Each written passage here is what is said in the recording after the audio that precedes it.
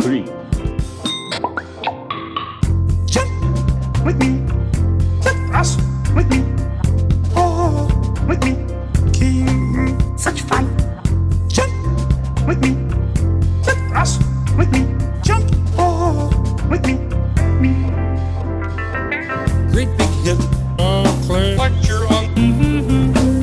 Great big hit, play music and good times. Great big hit, play lecture on. Great big hit, play music each day. Jump with me, cross with me, oh, with me, King, such fun. With me, one foot cross with me, jump, oh, with me. Play lecture on. Play music each day is a dub. It's just to play lecture on. Just to play music each day. Useful and fun.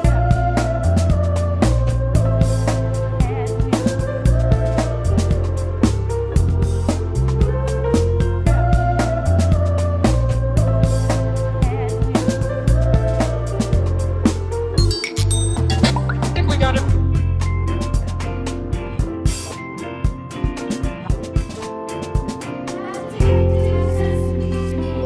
When green, dee-dee-doo, doo-doo, big bird, just, great time on Sesame Street.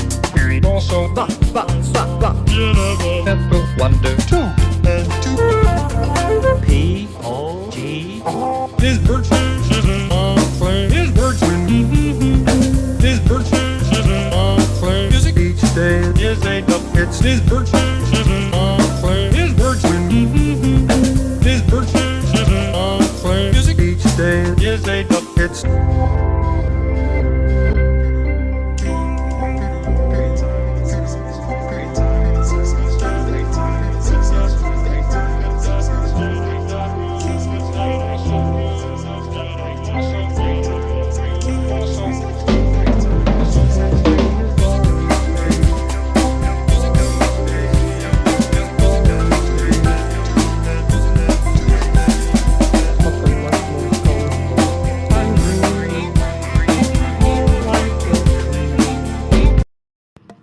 Well, hello everyone, and welcome to another Darachat. My name is Daramouthe, or Dara for short. Some people still like to call me Daramouthe, and I feel for their unfortunate souls because you're past kindergarten now, guys. Come on. There's a silent E at the end. This shouldn't be too hard. Anyway, just some of the stuff I have to deal with. But anyway, I'd like to welcome, of course, back on the illustrious and wonderful Michael Keane. Hey, Mikey, how are you doing? Hi, how's it going? Great to be back. I'm doing well. That's good. Well, last time you were on, you were actually in a different place, or you were sitting in a different place, and I think you were on your phone last time. Is what it That I was probably just in the room back there, but yeah, I'm probably in my living room. Yeah, it was pretty. It was a pretty nice time, and This is kind of like my art studio. I'm sitting in my art studio right now. nice. Well, I see you get the guitar. I see you get the painting. I mean, you've pretty much, got it all, honestly. Yeah. Unless you have to be like, what are those videos I keep seeing on Twitter X? Like these people, they do like these art pieces and they like move the paint thing around and then they move the canvas around. I'm like, at a certain point, somebody's gonna be doing like a trapeze jump and then with like a brush and just like and just go right back up with the bungee cord. And it's like, man, jeez. Why even do that? Just slap a banana on the wall. I still can't believe that got sold. Not only that one, but it was the what was that art piece that once it was bought just went through like a shredder, just Yeah, that was the Banksy piece that sold. He Yeah. had it preloaded. that was that. It kind of goes to show though, like some of these people selling these art pieces, it's not about art as much as it is like how much you can get paid for something that's it I Well, don't. you could also look at it too as like, maybe they're making a statement or even a critique about kind of like the absurdity of art, and the way um, that it's like treated, and what is considered art in our culture, and like, maybe they're making some kind of statement, because that Banksy piece sold for a tremendous amount of money, and Yeah. to shred it, to have it preloaded to shred right after that, he was making some kind of statement about, maybe I don't know exactly what it is, but I'm, maybe about that, the value of it, or that it was so commercial. Like his art gets stolen whenever he makes a piece, because he makes his art typically, like in public, it's Mm. like street art. Yeah. The moment somebody stumbles upon a Banksy piece in public, they basically show up with construction equipment and physically remove it from wherever it is, and then Jeez. they sell that, they'll like sell the wall. It's actually kind of a wild thing. And then the banana, it's like, I don't know, they're saying there's some kind of statement there, but I'm not gonna say I can know what Yeah. an artist is thinking. Yeah.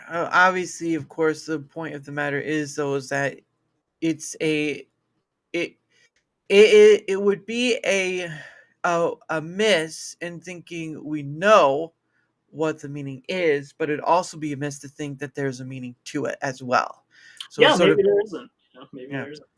That's the juxtaposition of the art ordeal is while it is a funny thing to laugh at, and it was, but at the end of the day, the question why will always be left unanswered unless the creator of that art piece answers it, and majority of the time it's just going to remain unanswered because that's the Maybe they can't answer it, or maybe, I mean, there's also, once you create something, it's like you don't necessarily even have a monopoly on what it means. Like somebody else could see a meaning into there, and maybe even something that you didn't even know.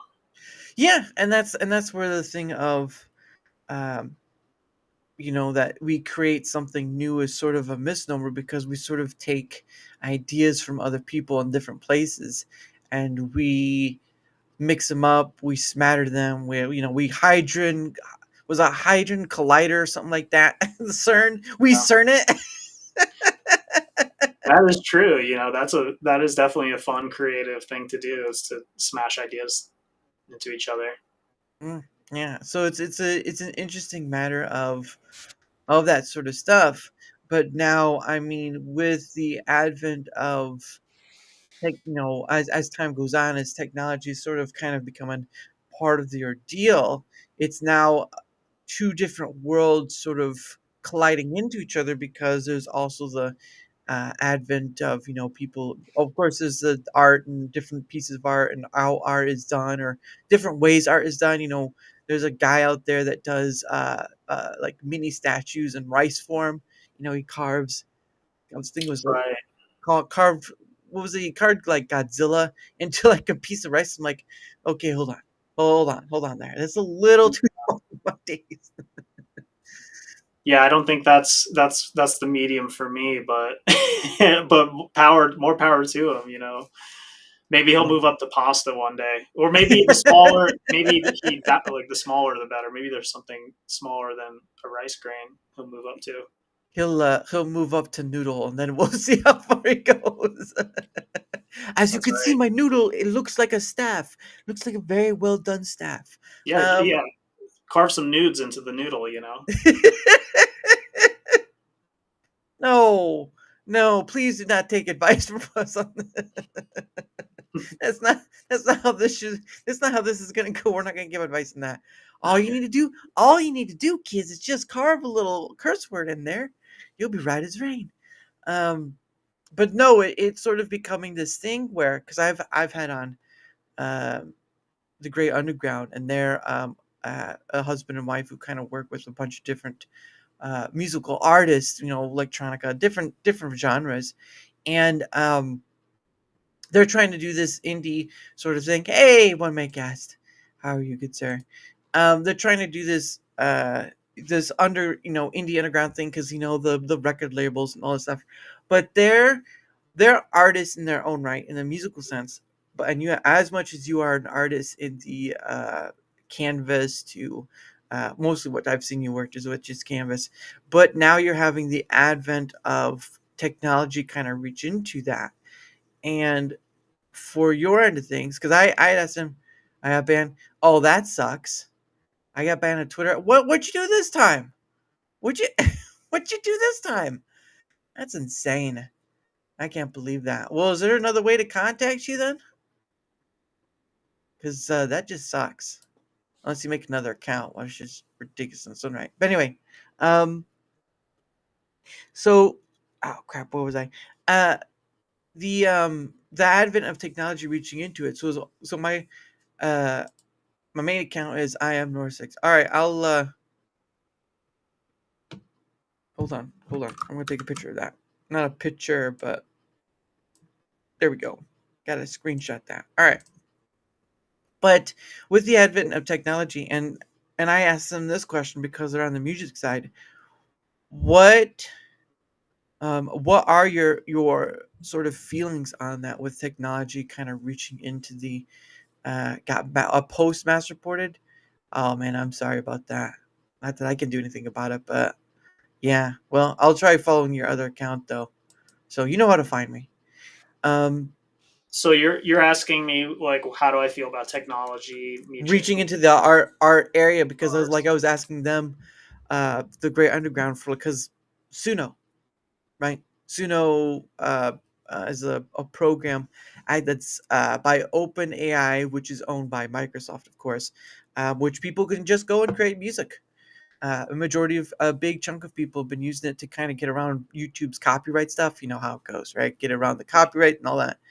Um, but what for your end of things, because you're more in the canvas and the artwork and stuff, what is your viewpoint on reaching into your area?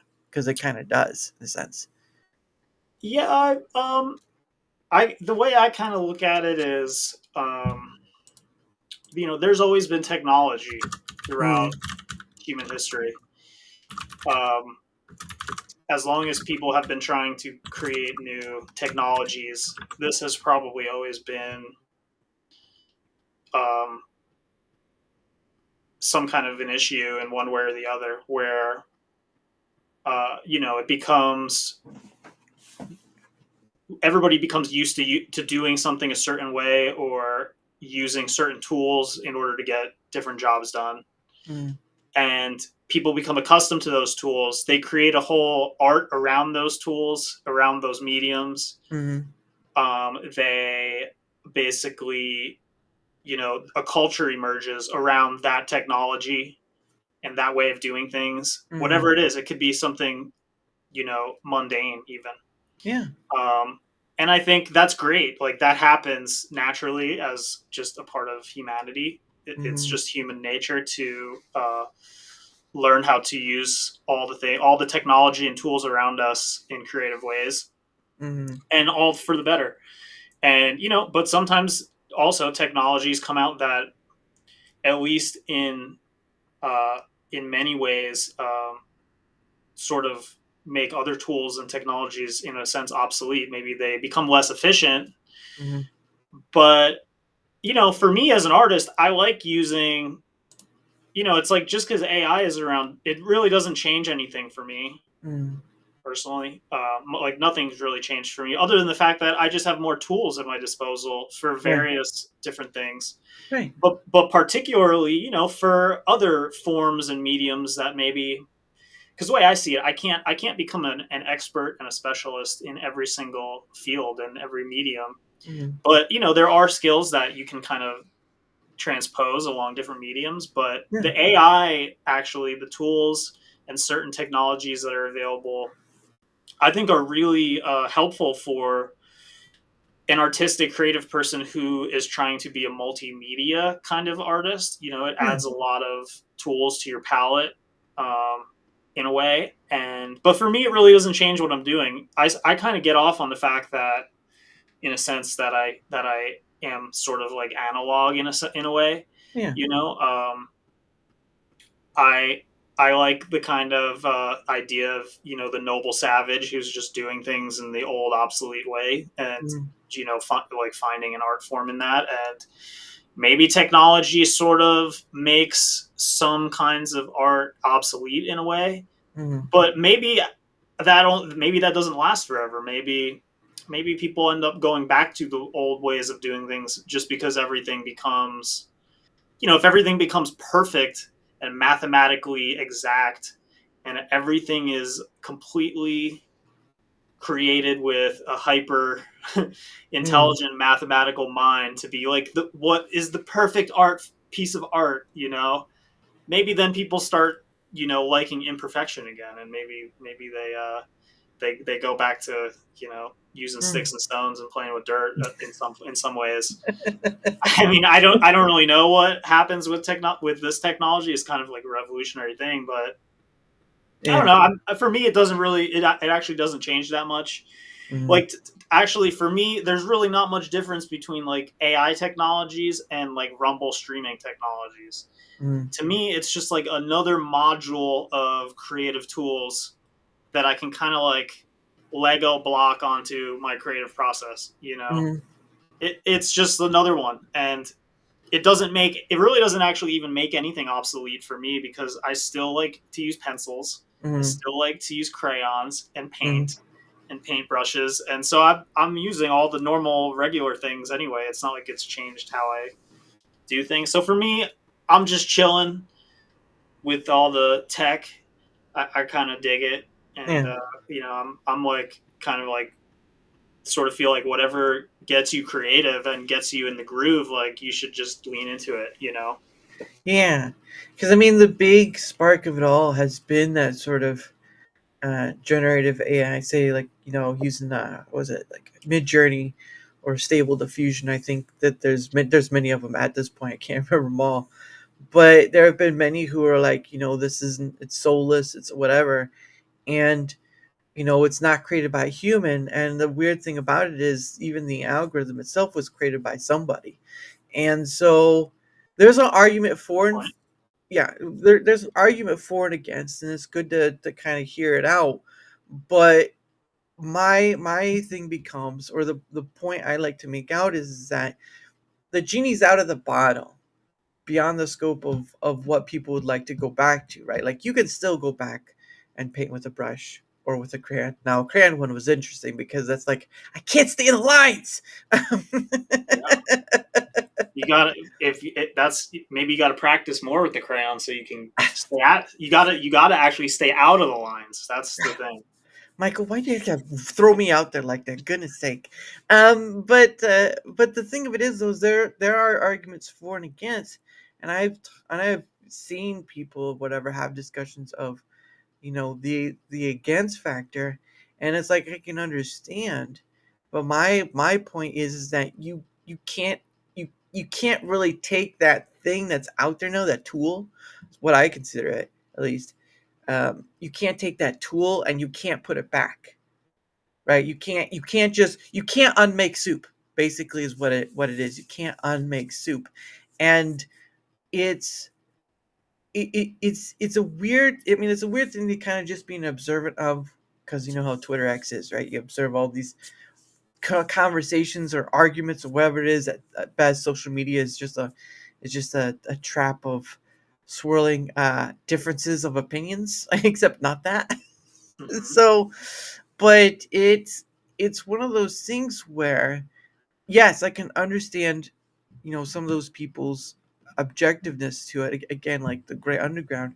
But my point is like I don't know what to tell you. I mean, if you want to try to make a legislation against the certain thing, your rules already going to be too old, because the technology, I mean, what was it? I think from since when Midjourney started, it was like maybe 2 or 3 years. The technology has grown so fast that it's gotten better and better and better, and that's years. Sure, it's years. I believe it takes an artist just as long or more to get better. But at the end of the day, though, it's like trying to fight against a strong wind.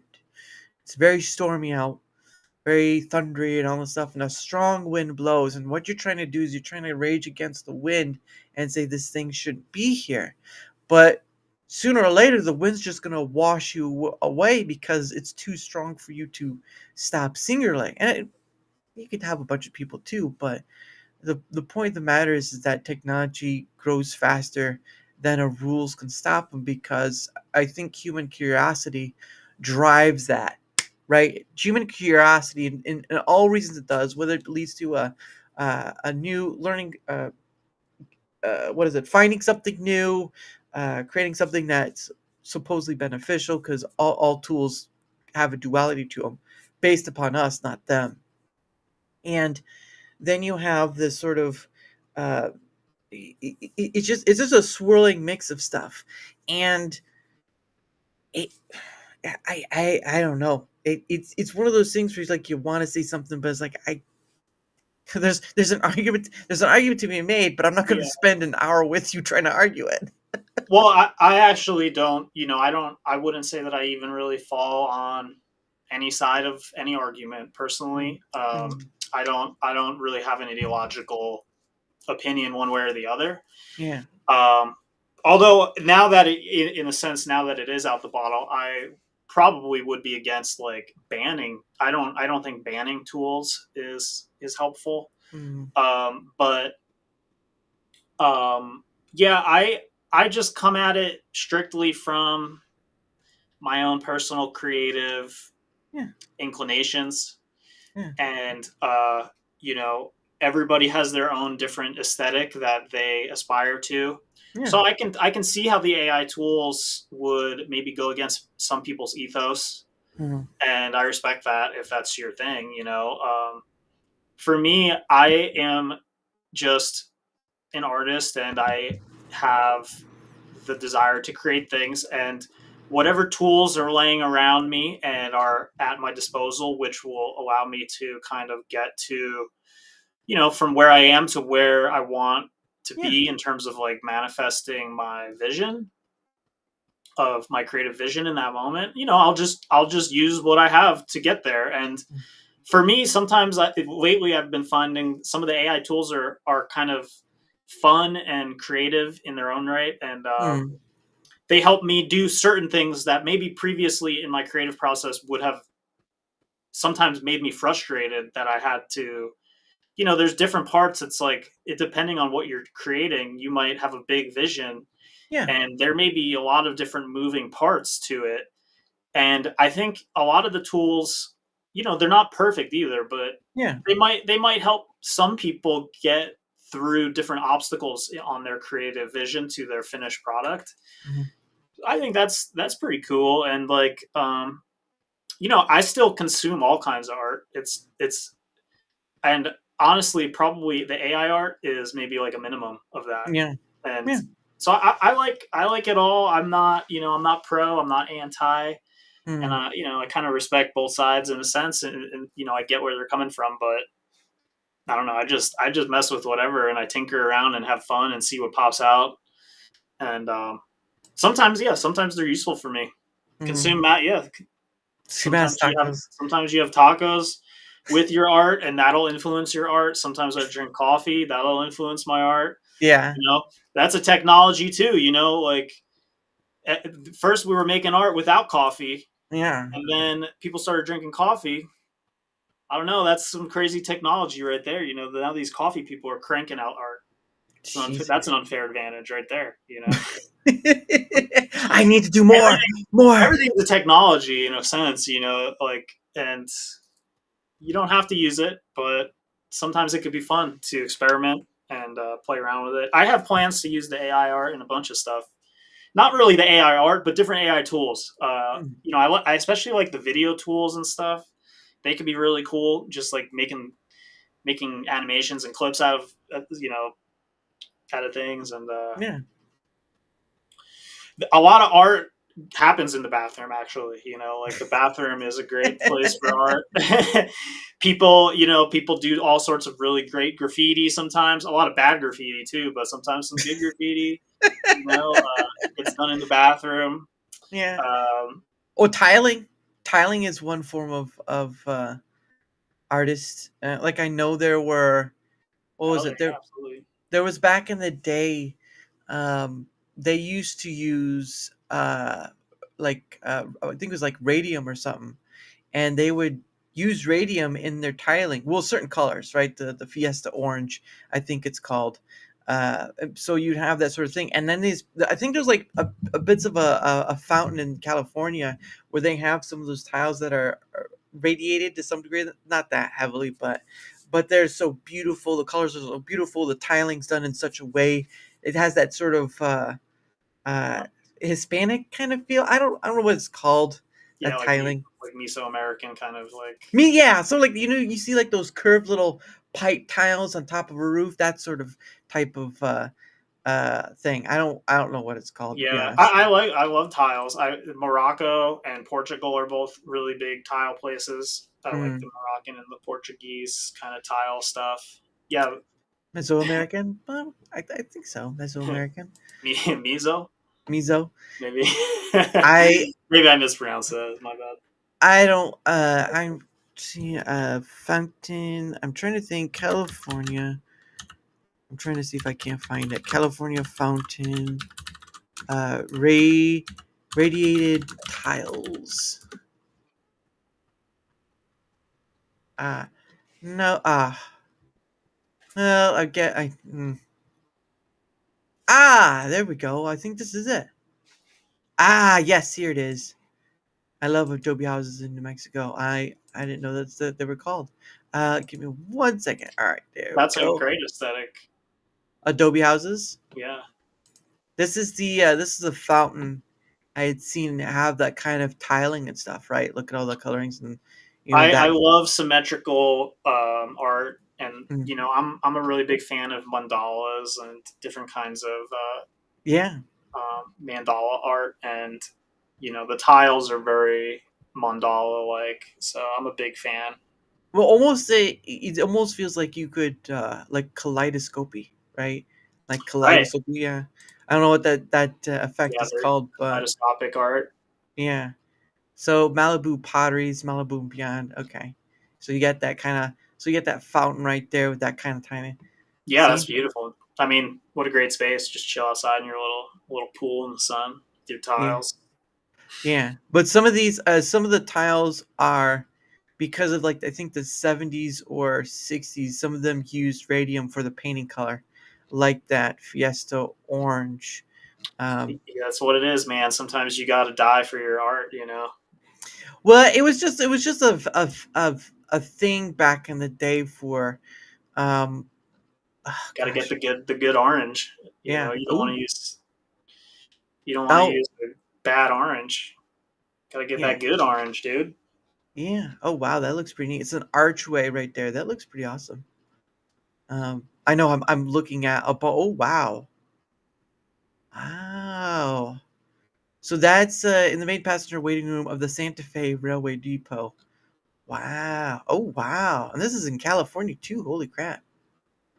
Art Deco. Yeah. There's a lot of different pieces of art that have been lost to time, and I think one of the big ones is the Art Deco or the Gothic Art Deco or something like that, like in like the 30s or 40s, which used to be the big thing. And then you have stuff like this Art Deco. You have some other stuff. I'm trying to find. Oops, trying to find if I can't. Um, California fountain radiated tiles. Trying to. Well, there we go. Let's go to here. Radioactive tiles.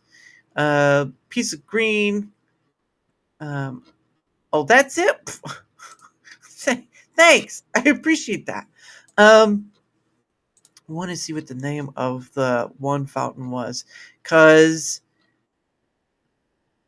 the Adams Yeah, fountain. there's a good interesting comment. I mean, I'm into graffiti and I like street art, but I'm not. I think it's not cool to do graffiti onto nice privately owned things. Yeah, well, cause I mean, Kind some of bad etiquette. yeah, well then some people or some states or some cities see it as vandalism, right? Like I wish tagging or stuff there like were that. like cordoned up, like special public art spaces in cities where people could go and create art and be, creative. That would be really a really awesome thing. Maybe people would do that less if there were actually spaces where it was encouraged. Philadelphia has some of the most street art, I think, in the world in a way, and I love, you know, seeing the art in Philly. A lot of it is raw, graffiti too, but that it's a reflection of just like, I think there's a lot of you know, it's a little hard in Philly. So Yeah, I mean, the only the only time I've seen like big heavy art is when you see these trains go by and they have all the they have all the ghetto yeah. signs and stuff, and it's just Oh, like, dude, I love that. I'll sit there and watch a whole train go by, just like, oh, sick. Some of it is some graffitis really takes a lot of talent. It's like mm, there are actually like amazing graffiti artists, but I'm not into artists just scrawling a really bad tag on something, yeah, like historical and important and like a dick. yeah, Are they called? I mean, I'm not a graffiti artist, but I believe they call those people toys who do that. yeah. They're like, oh, that guy's a toy right there. Look at him, just putting a shitty tag on something nice, like an idiot. Yeah, But well, I that, don't want to speak for the graffiti artists because I'm not really a street artist. yeah, and that's understandable because obviously I know there's some people like you're saying with being Banksy who does that sort of thing where he goes out and makes a painting of sort, and people try to kind of wretch it from its place. Anyway, here's what I was looking for. Um, Radiate tiles in the context of California refer to tiles that contain radioactive materials such as uranium and their glaze. One example is a green tile from the bathroom of the president of Georgia State University, which is found to have unusually high radiation levels due to uranium and its glaze dating back to the 1930s. Um, Dang, every time you went to the bathroom, it was just getting radiated. a little, no, not too much, because usually you have to be like putting your face right up to these. Um, these tiles were popular during certain periods, but are now considered hazardous due to their radioactive content. Regulations from the Nuclear Regulatory Commission specify that tiles with less than 10% uranium in the glaze do not require a license for possession. So you kind of, I guess you have to have a Still seems license. like a lot of uranium in your tiles. Yeah, 10% of your tiles are uranium. I don't know. yeah. I might get a different green. Not gonna lie. No, that is true. Nowadays you can recreate color with just by taking something of it and taking to your paint place. They'll get it. Right. For modern non-hazardous tile options, California-based companies like Flyer Clay Tile offer eco-friendly and handmade tiles suitable for various applications, including bathrooms and kitchens. Emser Tile, another prominent company, introduces innovative tiles like Radiant, which integrate porcelain tiles with LED lighting. Oh wow! Hello. I love tiles, and I would love to do some tile art, Mm. but I don't have tiles Well, or a place to place them right now.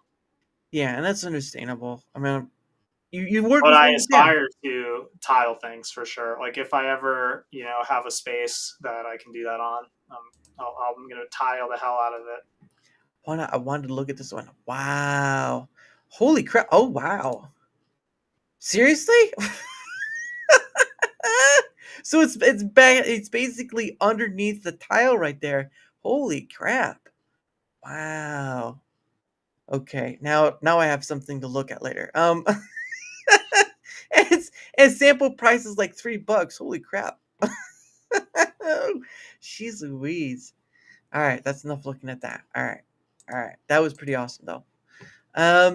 But no, it's just again, it's like it's popular back in the day, and of course, there's a gentleman I watch who is very, um, I don't know if it's Advent is the word or something like that, but he's very into learning about nuclear radiation, all that stuff, and there was a home he was showing that was had some of those tiles because there was a color there was a color back in the day called like Fiesta Orange or something. Like there were just not just tiles, but there were plates and I believe cups and all this stuff made from this type of color that had a little radium in it. And and so these items, yes, they are radiated, and you do not want to eat off them, and you do not want to drink off them. Right? That's the truth because they'll get in your bones and all that stuff. It's not a good time. Um, Doesn't but sound, it does not sound good.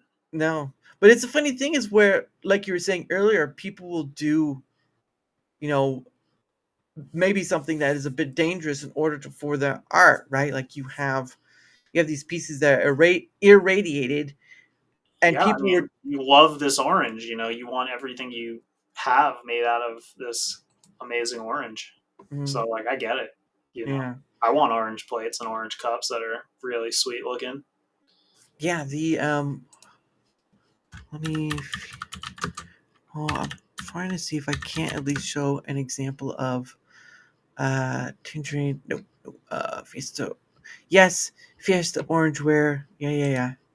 I get it. I'm trying to find irradiated. Trying to see. There we go. There we go. Fiesta ware. That's what it is. I'm sorry. It's not just a color. It's actually a set. So you have Fiesta ware right there. All right. Let's see. No, I don't want to. Nope, nope. Don't want to do that. Don't want to do that. Hey, Adam. How are you doing, good sir? And I remember Santa Fe cologne bottles in the 80s. Well, I was born in the late 80s, so um, and this was just last year too. Vintage Fiesta dinnerware was made using radioactive glazes, while the red Fiesta pottery, I don't know if it's really called that red. It more looked like salmon, to be honest.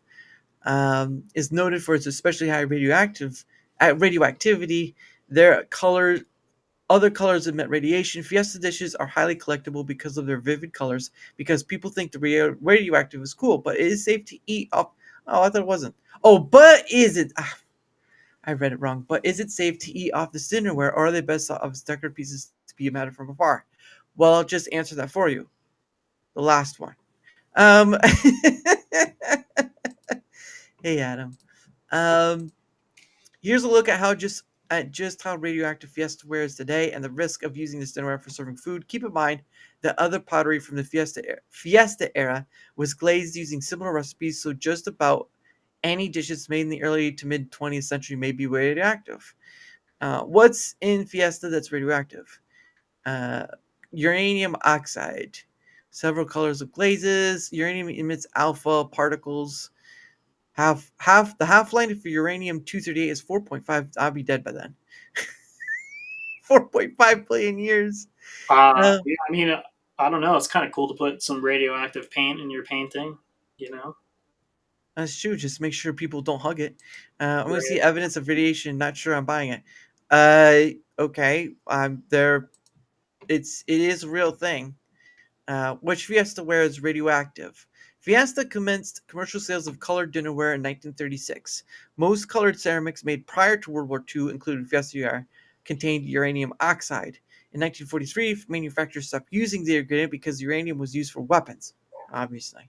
Homer Laughlin, the maker of Fiesta, resumed using the red glaze in the 1950s using depleted uranium. The use of the depleted uranium oxide ceased in 1972. Fiesta ware manufactured after this date is not radioactive. Fiesta dinnerware made from 1936 1972 may be radioactive. You can buy modern Fiesta ceramic dishes in just about any color of the rainbow, though the modern colors won't match the old colors. None of the dishes contain lead or uranium. That's insane. But I mean, that's what they are right there. That's, like, other than the orange one too. But I mean, I she's get it. It's pretty nice. Soft little pastel palette. oh yeah, pastel. Oh, that's right. I couldn't think of the word. Was it what the word of the color? I'm gonna use buying it. Not all plates blew up my neighborhood. They wouldn't blow up your neighborhood. Not really. Yeah, this is a real thing. Yeah, it was. It was a real thing. They did it because it looked pretty. They did it because it looked pretty, and that I think that's one of the things about human beings is that when trying to reach into that, going beyond the norm, right, or what's considered the norm in art, right, beyond paintbrushes or whatever, we'll try to do things for art. Not all, but some will try to do things for art that would be considered a bit dangerous.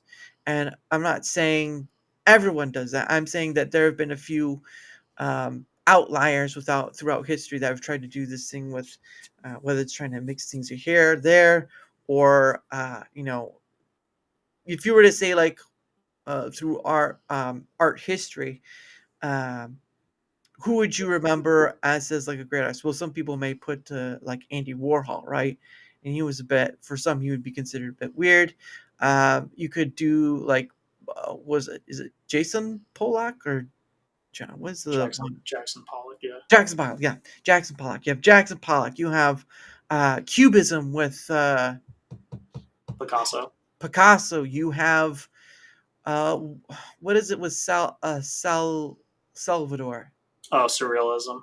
Surrealism. So you have these different art forms that are, they aren't dangerous, but I mean, you do have the human curiosity of trying to reach beyond the norm, right? You you started with stick and stone, and then you moved up to all this other stuff, and cancer rates didn't skyrocket until processed food were implemented. Well, it's don't. There you go for that. We have fake fire fiesta ware made much more recently. Yeah. That stuff. I'm guessing that it's great. Would be awesome. I don't know about that. I don't know if it'd be awesome. I think you'd be dead within a week after that. Plus, it would feel a little too warm. But So yeah, you're asking me? What? Sorry, what were you asking me? no, I think it was just I was just speaking on the manner of humanity, and them sometimes they reach into sort of the danger side in order to go beyond the norm of what is thought of. Now, not always. Again, you had Cubism, you had Salvador Surrealism, you had the Jackson Pollock stuff. You had these different artists do these different things that are widely celebrated. Or going back further, Vincent Van Gogh, right? He's one of the most, at least as far as I know, one of the most celebrated artists, even though he dealt with, I think it was like depression or something like that. Um, but Yeah. art in itself is a wide field, at least is what I could say. And depending how you go about it, it could be great, or like some people, you may go down to an edgier end to try to get past what people are already doing now. Yeah, I mean, there's always a contemporary kind of like whatever is orthodox to that time. Mm, So, you know, anybody who's kind of experimenting with a different way of expressing yourself that falls outside of those aesthetic boundaries ends up being classified as some kind of edgy, yeah. I guess. Um, I just, me personally, I don't really think about it in terms Mm, of even genres, or it's more of just like it's a personal kind of creative journey that I'm on for mm, myself, yeah. and I imagine it's probably the same way for most artists, and even if they identify with a certain style or genre, everybody's Yeah. having their own personal kind of art journey Yeah. where they're growing as an artist in terms of like the different ways that they're expressing themselves. And Mm, I think it's great when it takes you into uncharted territory. I think a lot of times art is also a way of expressing parts of yourself that maybe are unconscious. mm, So, I think it's kind of a victory when those things get expressed through your art, because yeah. then you're able to have some consciousness about them. Mm, So it could be from those kinds of things. It could be, like the changing consciousness of, in a sense, artists can sometimes be like represent the collective unconscious too, mm. and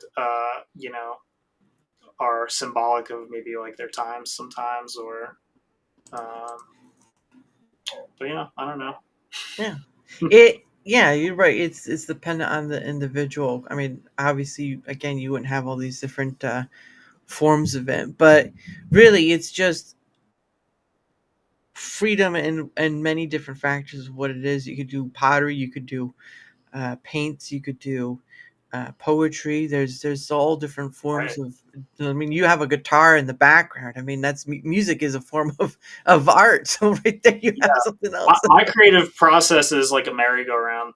You Yeah. know, it goes around and around between, you know, a handful of different things. Mm, And to be honest, I really don't have a lot of control around it. mm, Um, it's like I'm almost in a way like at its mercy more than the other way around, because you know it's like whatever is feeling good to me creatively at that time is what is captivating me, and that's the, you know, if it's not captivating me, then I struggle to do it. mm, And you know, so when I'm feeling like things are not flowing, I just hop over to the next stop on the creativity carousel that mm, is spinning around. And so it's like, okay, painting's not really vibing for me right now. mm, I'm just gonna, maybe I'll go read something, or maybe I'll go write something. mm, Maybe that's not working for me, so maybe I'll go play guitar. Maybe that's not working for me, so maybe I'll go sketch things in a notebook or in a sketch pad, which is mm. different than painting. You know, it's just a little bit more personal and kind of like it's like your secret little Yeah. your little art book or whatever.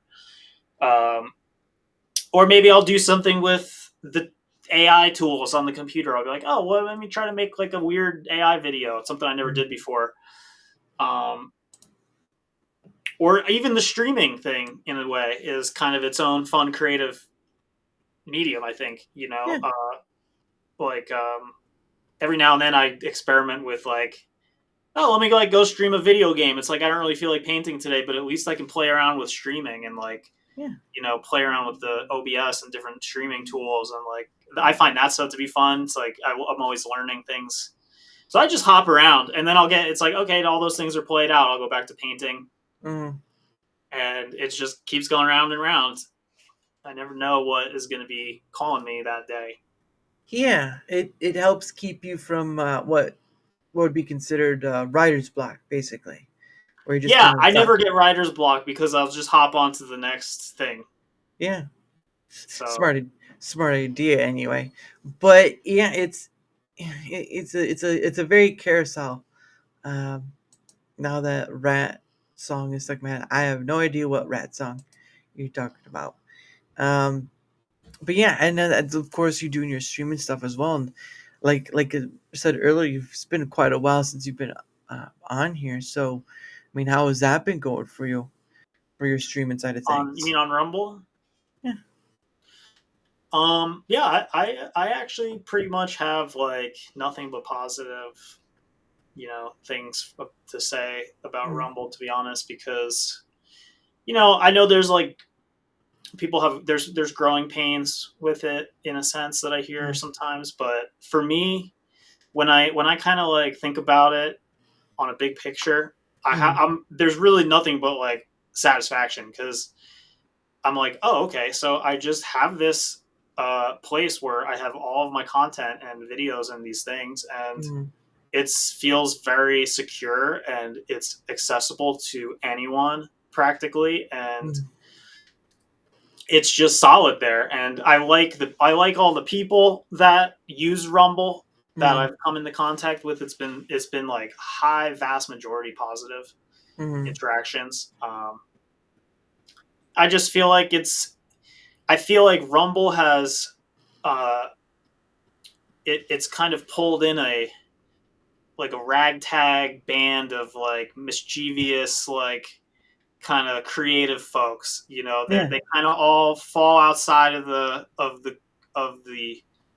the norm in a certain way, like Mm, that's unique to each of them. And everybody's kind of a unique person that I meet on here, and so I've enjoyed that a lot. And yeah, I don't know. It's I just feel good things. I feel proud whenever I go into my Rumble channel. I'm just like, oh wow, I just dropped like up my 100th time lapse video, and so for me that was like kind of a monumental kind of a moment, because I was like, wow, I've been on here for so long. I've really kind of like from the get go on Rumble, my goal was really just like, since I started making art, I've always wanted to kind of record the process because it feels so personal to me and like so like it's like my life in some form that's archivable. Yeah. And so I've always wanted to like kind of archive my creative experiences because they're really positive for me. And I've always done that in one way or another. But Rumble has, for a long time I wanted to do a YouTube. There was an idea that I had to do on YouTube. But I just felt like, why am I going to build on YouTube? Because this feels like a very shaky foundation. And just the idea of like creating my body of work and putting it on this website, and then one day it gets deleted by someone, even though that's low possibility, that made me feel like I don't even want to begin on this platform because that possibility exists. So when Rumble came out and I really started digging into it and made the move to start creating on it, now that I've been doing it for a long time, I just feel so positive about that decision for myself that I'm just like, this is great, And I don't really have like, I don't have like any illusions of grandeur or like goals of like, this is going to make me rich. Or like, I'm going to be able to quit my main job and just go, if that ever happened, like that would be great. I would probably still do what I'm doing though. I love what I do and the things that I do in my life. But I do this for fun, and if I wasn't streaming it, I would be doing it anyway. And so the ability to stream it and have it all recorded, it's like I have a big art library now. And that just makes me so happy that I can like send that playlist to people and be like, yo, check out this whole playlist of things that I've made on Rumble. I don't know. It makes me warm inside. I love that. Thank you for that compliment on my hair. I appreciate it. He's got great golden locks. No, that's It gets golder in the summer too. It's a winter brown right now. No, but no, it is. That's great that it works out for you in that sense, because again, because I also found your YouTube as well. It's like, oh, he's over here too, huh? No, I for a moment there, I was like, let me try the thing where I like post some of the content on YouTube and like, with the idea that I'm going to bring them to Rumble because I'd really prefer them to go there. Yeah. But then like I posted a couple clips and like I think it got like 1 view. I was like, you know what? This isn't even worth it for me. I got to go through the whole rigmarole of like uploading things on this other place now. Yeah. I was like, you know what? I'm just going to do my Rumble thing and just keep it simple. Yeah, I think people experience different platforms differently. Not everyone sees the same success on one platform over the other, the same as the other pronouncing it. It's very mishmashed. Now you could say, well, this is better or this is better, but at the end of the day, though, you just have to do what works well for you. Because obviously, and success for me isn't even views. It's like just having that playlist and that library. I'm like, I've already gotten it. I've already have the success that I set out for. That's pretty much all I wanted.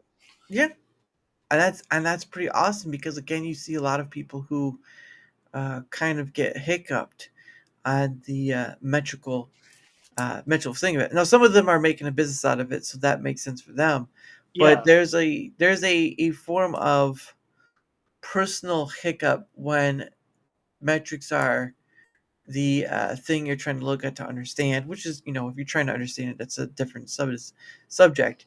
But there's also the satisfaction of this person is better over here, whatever. It's a mixture of things. But I mean, even I've been caught up a few times here and there and just kind of looking at my numbers. But then I also, like you, realized that this thing that I'm not seeing very many other people do, um, that's the reason why I do this, is because you have everyone already talking about certain subjects that are like 24/7 news sort of things. And it feels like people aren't, at least a big chunk of people aren't like taking back and just kind of dropping that stuff. Because one day you hear about complaining about movies, and one day you hear complaining about TV shows and all this stuff, and yada yada yada. And it really, it I at a certain point I felt like that, you have the thing called 24/7 news, right? And then you have all these content creators doing all these things. um, at a certain point it didn't feel like the 24/7 news sort of thing left. It just sort of transferred over to the new medium, because again, a lot of people make a business out of this. And eh, that's scary in its own right. Relying on content on platforms to treat you well, even though horror stories abound for like Twitch and YouTube. It's insane. Yeah, I mean, I people, it's strange for me because I'm now. I mean, I'm just a painter that's kind of entered the media space. Mm, So the media space is a little bit less familiar to me, and it's such a broad medium, mm, and it has a lot of potential for different kinds of things. yeah, And I think it's great that people do their different. Not everybody's an artist, so they're doing their thing, and yeah, I really love watching people create something around what's important or relevant or their niche. yeah, And so I like all of that stuff. No matter what their content is, I think it's kind of sweet just watching somebody create something that becomes like a vehicle for their, yeah, I don't know, they're expressing something, whether it's politics or some other subject, or just some kind of entertainment. mm, I don't always watch it all. yeah, I'm not always a consumer. I'm actually very much not a consumer right, typically of much of anything, to be mm, honest. Like my media consuming habits are um, extremely eclectic, mm, and I would say extremely unorthodox. yeah, And I actually, for me, that's part of the secret sauce, I think, mm, of how I operate. Because I think we are kind of a product of our consumption mm, patterns. And so, I feel like as an artist, well, it's part comes with the job. I need to consume a strange smattering of eclectic things that are interesting and inspiring to me. yeah, So, it's of also it's a broad palette of things, but I would say I really try to, for me, uh, instead of bringing energies in, I like it to go out a lot yeah, of, and but yeah, Rumble's cool. Like they have the big politics and news thing. I think there'll be more genres and categories that grow and grow on Rumble over time. mm, I think some of it's difficult because it's like, yeah, for a category like art, for mm, instance, it's not like you're gonna jump on here and become famous or something and be able to make a living like that yeah, off of that alone. mm, Unless you're maybe like a famous artist already. Like if somebody famous was like, I'm going here, then their following would follow them, and that's great. yeah, But so it's hard for new people to get started on any platform. yeah, Um, and I think if you're a new person and you're not looking at it from maybe the perspective that I was looking at it, yeah, it makes a lot of sense for somebody to choose YouTube. But for me, I sort of feel like no matter who you are, why wouldn't you just use as many platforms as possible if it was really about reach? Uh, just use all of them. Yeah, well, and believe me, I've talked to a few that do use a lot. I think one person I talked to was doing like 9 or 10 different places. I'm like, does that even exist? Um, Yeah, but I mean, I'm just a Rumble guy. I'm a simple creature, yeah, you know. I kind of like that you can't find me everywhere. I yeah, kind of like that I'm on this kind of underground piratey sort of a space. It's like a little bit of like pirate media tech, yeah, and I kind of like that aspect of it. I feel like they need to emphasize that cultural component. Like it is kind of like pirate, like it's an underground media form that's rising. yeah, And so yeah, we definitely need more artists and crafts channels on Rumble. mm, I try to blast them out and share them when I stumble on them. mm, I've definitely stumbled on like some very cool and creative people making things on Rumble. yeah, Uh, I think it'll happen. I try to get my friends on here, but the biggest obstacle I think for people coming to Rumble is simply just sheer habit, yeah, and people are very much creatures of habit, and yeah, just the simple act of changing an app mm, and using a new tool is extremely jarring for people, yeah, and I think that is dangerous. Though I think it's dangerous to become sedentary in your habits. mm, Like you have to be willing to like shake it up and like maybe that's just my aesthetic. I like shaking things up and using new things, and yeah, so anyway, those are my yeah. thoughts. No, and I mean, and there's other pieces to it too, because um, I understand the conversation that go around. I mean, that's why I did my survey stuff to find that sort of. Uh, What kind of survey did you do? I don't know what you mean. oh, a while back, I've been doing this show called Rumble Squared, and it was, of course, you already know that like Lumpy does his own roundtable, and there are other people who do their own roundtable too. But it was sort of my thing. It's sort of my try at a roundtable of sorts, but it's also my try at a roundtable at collecting ground floor level data. And so when I first started out, I really wasn't doing very much of. It was sort of just like Excel sheet or some form of sheet writing stuff down that I heard from whatever guest I had on. But then, through some help, I found that I could use Microsoft Forms, which you can do like quizzes and stuff. You can do a whole lot of some stuff, but one of them is you Yeah, can make a survey out of it. And so the first survey I did was just one. It was just a different pieces everywhere, not really. Um, you could take it, but it wasn't set up well enough for like trying to find the itsy bitsy data, that sort of stuff. And so after that one, with some help, I made two new surveys, and one was mostly focused on the viewer aspect, and the other one was focused on the creator aspect. And let me try to just give you an idea. If I can bring it up. Yes, yes. All right, and here we go. We'll do the viewer one first. No, that's I pressed the wrong one. Okay, this one should be it. There we go. Oh, come on. It's going to make me sign in again. Goodness sake. safety first. Got to sign in. Boulder Dash. All right, here we go. Here is the viewer one. If you will switch over. If I will switch over, what do I have to No, do? no, no, no. It's the Oh, stinking thing. okay. Um, Oh, I see it. Criminy, did they do an update? All right, hold on. I got to do a refresh on the page because they must have done an update. I can't even click on anything. So I'll be right back. Hold on. Sure.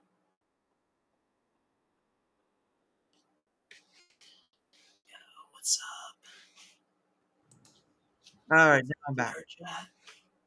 It's all mine. I'm in charge. No, no. Where are we at? Yeah, they did an update, so that's why nothing was working. Usually that's the case. All right, here we go. So this is the viewer experience survey I did, and I had over 130 respondents. Oh, Um, cool.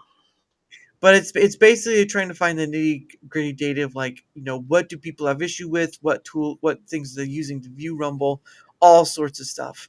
And so That's I pretty cool. yeah, it was sort of, again, my thing was is that uh, you know you have a bunch of different, especially for Rumble, you have people doing roundtables and whatnot, but you're not really seeing anything in return from Rumble on something people can look at, like physical data, and say, Yeah, data is important, especially if you're talking about a company. yeah. And so I don't know if you remember this, but they did a Rumble rundown thing a while back. That was before the creator program came out.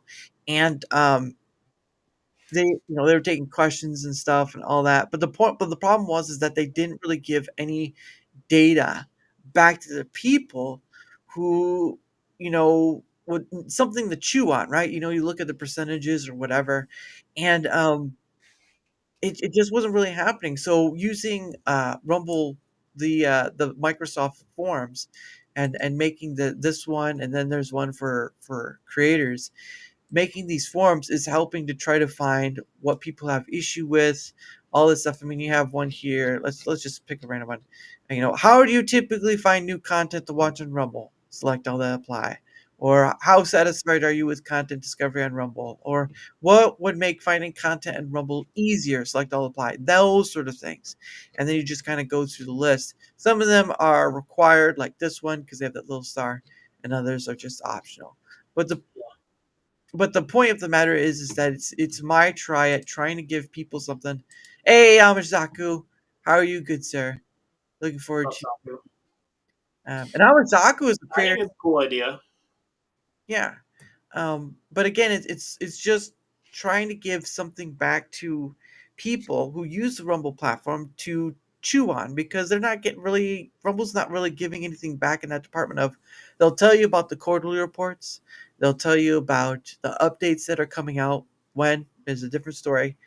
But they're really not giving people the kind of look like, okay, so 65% said this of what's the needed thing, or uh, how do advertisements affect your viewing experience? 25% not disrupted at all. 10% said slightly. That sort of stuff. They weren't really. I've only seen them do one survey, long time ago, and they used Google Forms, which I'm. That's why I used Microsoft Forms, because I didn't want to go to go to the Google side.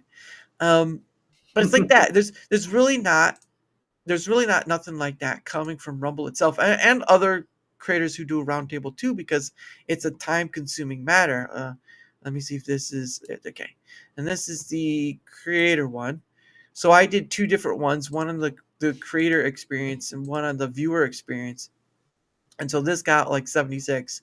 But the point of the matter is it's trying to collect as many voices as possible, whether they're view on Rumble, whether they're creator on Rumble, whether they do both, right? If you do both, you could take both.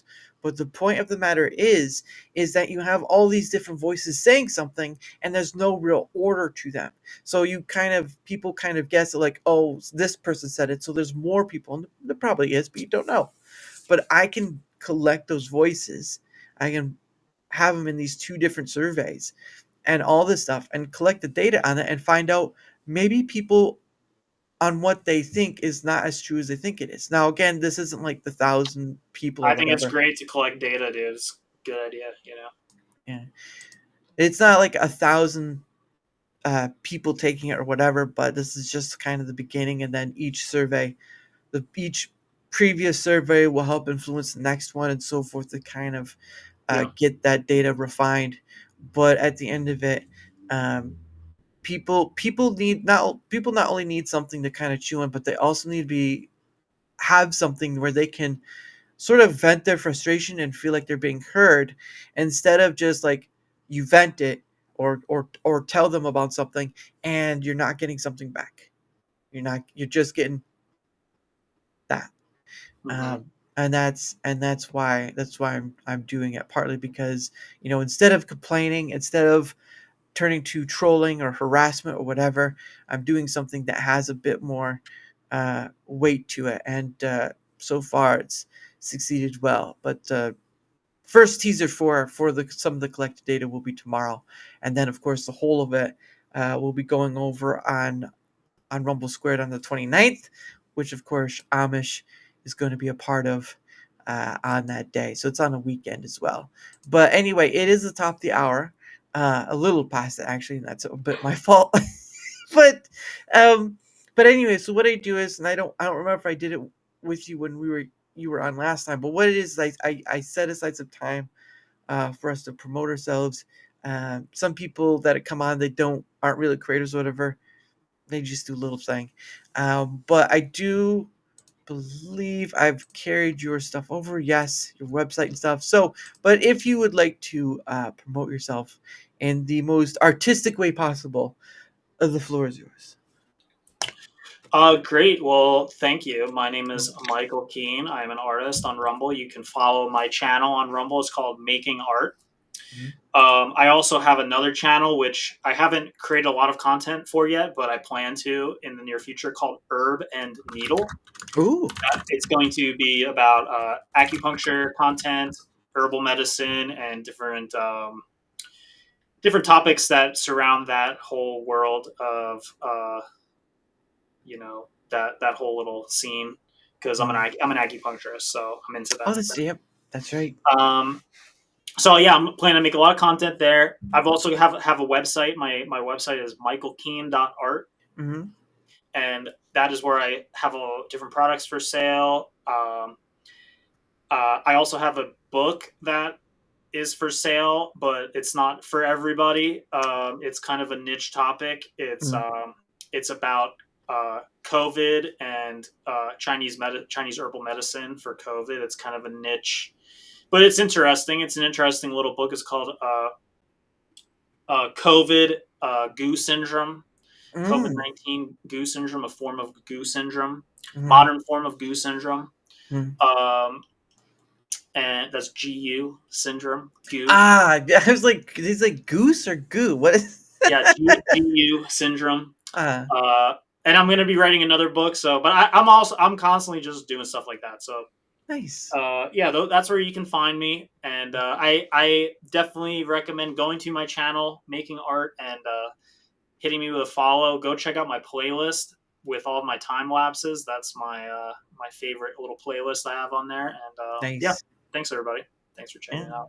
And like I said, his links are down below on either end, so you can check them out. I did put your website one down there, so because I know you do sell some of your artwork.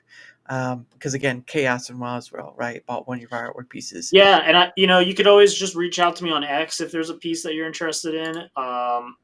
And I need to put a lot of pieces on my website, but I'm not always the best at updating my website, but I will be doing that soon.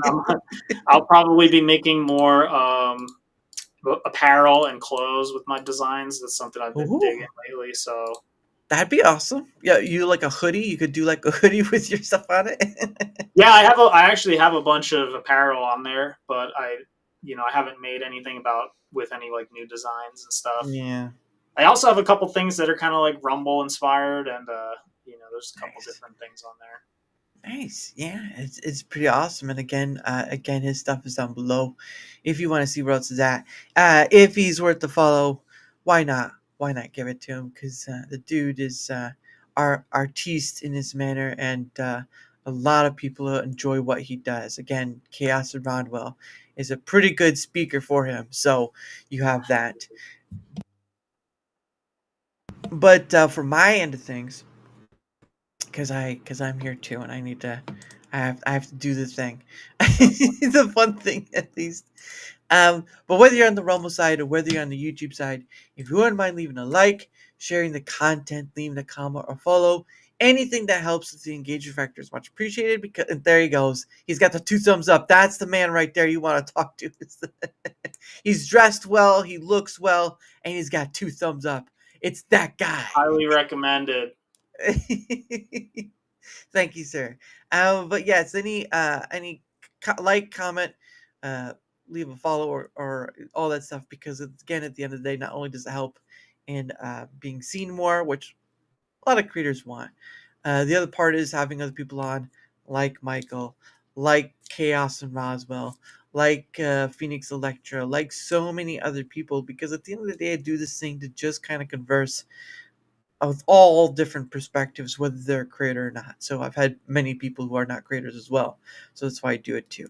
So any help with the engagement factor on either Rumble or YouTube, or both if you want to, that's much appreciated. Of course, I have a link down below as well, at least to my other links, which like Twitter X, uh, my email. I like a Discord thing, but it's mostly just for DMing. Um, any of all that are in that link. If you'd like to take up the opportunity yourself to come on, well, guess what? You can either leave a comment down below on either end, or go to that link down below and find where else I'm at. Because I've had one person go through the links to find me, but it was a Canadian. I'm ashamed of my American fellow people that it took a Canadian to get to me. I'm just like, come on, guys, come on. Oh my goodness! But he does. He's a cabinet maker, and he does business with America, the U.S. So there's that. But again, guys, any help with the engagement factor, and much appreciated. Link down below. Much appreciated to all of it. I'm glad you're all here, and it was a funny thing. Is like you were talking about acupuncture. How long have you been doing that? Acupuncture. So I've been a practicing acupuncturist for about a decade now. Hmm. Yeah, I have a decade of experience doing acupuncture, and that's kind of honestly, that's actually like my main art form. To be completely honest, I do all these other things, but that is where I do the healing arts. I do acupuncture. I do herbal medicine. And I work with people for all sorts of things, and I'm fixing things all day, fixing people's problems all day. They never even knew they could get fixed. Yeah, you hear a pop is like, that's okay, it's all gonna work out. Well, because I mean, I've never been to acupuncture, but I know that sometimes. Do you have any questions about it? I'm happy. Well, no, I was just, but that's like the glass spheres. I've seen some people use those glass spheres. I don't know what they're called, but yeah, that's called cupping. Cupping. Okay. That's actually how I do it. There's different kinds. You can use the glass cups. There's also silicone cups. There's different kinds. There's ones with like a plunger that you can use to stick to people. But cupping is very awesome and effective for many things. And I use it practically daily to fix all sorts of painful problems for people. And if you're not familiar with cupping, it's pretty much a very ancient art form of medicine. And it's not like a cure-all for all things. It's actually for very specific things, which in Chinese medicine or East Asian medicine, they would call blood stagnation. So blood stagnation is when the tissues in your body become stagnant, and your muscles are very complex, and there's many moving parts. Yeah. There's fluids that are moving through all of the cellular environments of your body. There's all sorts of fluid exchanges that are happening. There are muscle tissues and connective tissues and fascia. And all of those things need to be able to move and glide freely. Kind of like, free flowing water needs to just be able to like flow freely. When water gets stagnant, imagine like walking by a river, right? Yeah. And a log falls in the river. And now all the water is getting caught and stagnant. It gets all gross there where the water doesn't flow. Yeah. That happens in your body too. If you have an injury, say like you pull a muscle or you fall and you hit somewhere on your body and it, some kind of injury, some kind of pain, that is indicative of like things have become stuck and stagnant there in the tissue and the fascia. So if you can break that up and pull that out and remove those areas where they've become like hardened and stuck and like not good, and the body will go in there because it's having difficulty reaching it. It's like blocked off from it. So if you can remove the obstructions, then the body will send fresh blood, all the fresh nutrients and healing, things that go there and start to restructure and regenerate that muscle and that tissue. It'll just restart the whole healing process in there. So I'm cupping people all day, like Wow. I'm cupping up a storm over there. So but acupuncture and cupping and these kinds of medicines, they're very misunderstood. And Right. I see videos all the time on like X where it's like they try to take the most obscure like things that people don't even do, and they're just like, look at these, barbaric medicine practices. I'm like, that is not representative at all of what people do. Yeah. But acupuncture and cupping is great. It's honestly, actually, like Chinese medicine is the only really form of medicine, practically, maybe other than like Ayurvedic Indian medicine, which has like survived the impact of Western medicine and science coming into the world, and basically, monopolizing it with how valuable that has been. So, but Chinese medicine, it's the more we study it, what's going to be revealed is that it's actually way ahead of its time, and that it is scientific. It's just not understood yet by science. And when enough time and research is done, it could potentially also like advance certain aspects of medicine. So when it comes to pain relief, I'm crushing pain all day for people. It's like you can't come into contact with me and continue having pain. I will slay that pain. That's how I roll. Michael, the Pain Slayer, this summer, he comes with a cup. He comes with a pointer, and he says, "Pain no more." It's kind of true though. That worked for a good movie, at least. I tell you that. But so would that, speaking of the Indian stuff, would that make meditation in that form of medicine for Indian? Well, yeah, even before, like Buddhism and Hinduism are from India, and Buddhism goes to China in, like 1,000 years ago or whatever it is. But Journey to the West, yes. But even before Buddhism was in China, there was like Taoism and there were meditative practices. So there's always been kind of like this esoteric meditation strain of philosophy that runs through Chinese culture.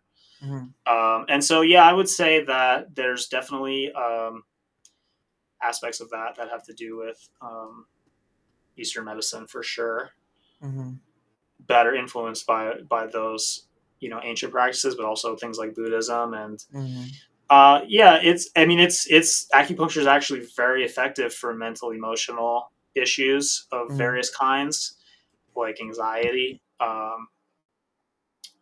It's extremely relaxing for your nervous system, and can rebalance many different, it can help to bring balance to various like imbalances of neurochemicals and different things like that could be contributing to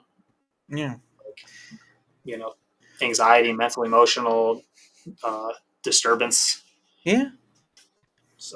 Because I know again, it's sort of like the medicine that survived thousands of years practically, but I mean, like you were saying, it's sort of not understood yet by the science of now itself. But it's always interesting to see, because I mean, again, you're you do it, you're the one doing this every day, and then you see, like you're saying, you see people who kind of misinform people on the manner of, especially when all you're trying to do is just help people with their pain, at least to the best of your abilities, right? You can't get rid of everything. Yeah, well, they're different shoes. People are in different positions. So, if you identify as a scientist, you might say, unless it's been like 100% proven with experimentation, this is not scientific and thus it is not real or not proven. But me, I'm more of like a clinician. Like I'm actually in a clinic working with people. So, while I take tons of evidence-based things into consideration, like I obviously like science is like I love science. Mm-hmm. I just understand that also, though, there's limits to what we can understand with science currently. Mm-hmm. Acupuncture is very enigmatic because it's actually so complex what's going on when you're getting acupuncture. Yeah. They don't know how to even design the scientific studies to measure it in the way that would prove it according to the standards of science. Oh. So it's not even that it fails tests. It's just that they don't even know how to create the study to like tell the difference between the different things that are going on when you get acupuncture. It's like, is this the placebo effect, or is this what's happening in your, why are all these things happening? They don't know how to untangle the big, like what the causes of the observed effects of acupuncture. Yeah. And they don't know how to separate it from the placebo effect. So then if you're a scientist, you should go, oh, well, it's the placebo effect. Mm. And, you just go, okay, that's, but I come at medicine from a much more pragmatic standpoint, which is Right. that, I'm like just trying to fix this person's pain, Yeah. which I can do it like 90% of the time if I just do it with these tools. Mm. So, that doesn't really, and I'm confident, I kind of know how it works, even though I can't prove it. Right. So, like, I don't even worry about it. I'm like, all right, I guess one day the science will catch up. Like, I don't know. Yeah. Sometimes not always. I mean, you're seeing it. You're seeing of what you do, of what it can do, and all that stuff, and you're getting response back from that from your people come to see you. Yeah, it's like they have pain that's been there for, however long. It could be a very long time, and then it's gone. Mhm. It's like, all right, cool, we just fixed it. Then you're like in the corner. Yes. Yeah, no, it's always a win. It's a good feeling. Yeah. Yeah. It's a Because good feeling to get pain. I'm not sure if there's one near where I live, but I think one part of it is like people are, they don't want to have needles stuck into them, and that's what. That is sort a of- big barrier. Yeah. Yeah, for sure. There are, unfortunately, growing up, we have a lot of traumatic experiences with needles. Oh yeah. That not by the acupuncturist, I'll tell you that much. Yeah. Like, it's never by the acupuncturist, it's always by someone else. Yeah. And I think it's a lot of that going on, unfortunately. And I don't blame people for it. It can be scary at first if you're envisioning something that probably doesn't even exist, though. Yeah. Because it's not anything like you're envisioning. It's not even like those needles at all. They're totally different things. A syringe is a totally different world than an acupuncture needle. Yeah. An acupuncture needle is minuscule compared to even like a sewing needle. Wow. It's very, very thin. It's very hair-like. So, it's much different. Maybe back in the day they were using needles that were more like sewing needles. Yeah. I don't know if I'd want to get like ancient Chinese acupuncture. It might be a little more painful potentially. I don't know. I don't exactly know, but Yeah. it's pretty. They got it pretty solid these days, and all the all the needles are never used. It's not like people reuse needles. It's one of the safest things you can do, to be honest. Right. Right. Yeah, I understand. Again, that's part of. I think that's part of the ordeal where you demystify the perceived magic, if you will, because again, you have stuff like that in movies and whatnot, and people are perceiving it by that magic, in essence. And so you're just someone you're someone who's doing it, but you're also showing the manner of, well, what you think is not what it is. Right. Yeah, and I'm writing a lot about these things too. I'm very I have a lot of things that I'm working on in terms of like books I'm writing and stuff about acupuncture. But I also teach an acupuncture research course for a graduate school. Nice. And so it's like a thing, but yeah, they say like magic is just any technology that is sufficiently advanced enough that you cannot understand it. Yeah. So it could be that too. So But yeah, it's very beneficial for my life. I get acupuncture all the time. Oh Um, wow. I get it at least once a month. So Yeah, because it's not this in the same arena, but I did go to a chiropractor, chiropractic. What was it? yeah, yeah, Chiropractor, yeah, chiropractor once, just because they had a deal, and I was like, well, might as well try it at least once. And I'm not sure how well that is in comparison of say like what acupuncture and cupping and all that stuff does for you, but it was I got to walk, so that's something. you I, what? You got to I walk? yeah, I guess instead of like some wrong thing happening where I can't walk, anymore, Oh, I like you can walked away from it. yeah, yeah, walk away from Right. Yeah, I'm it. glad. Yeah, yeah. I mean, Otherwise, there's definitely good chiropractors out there.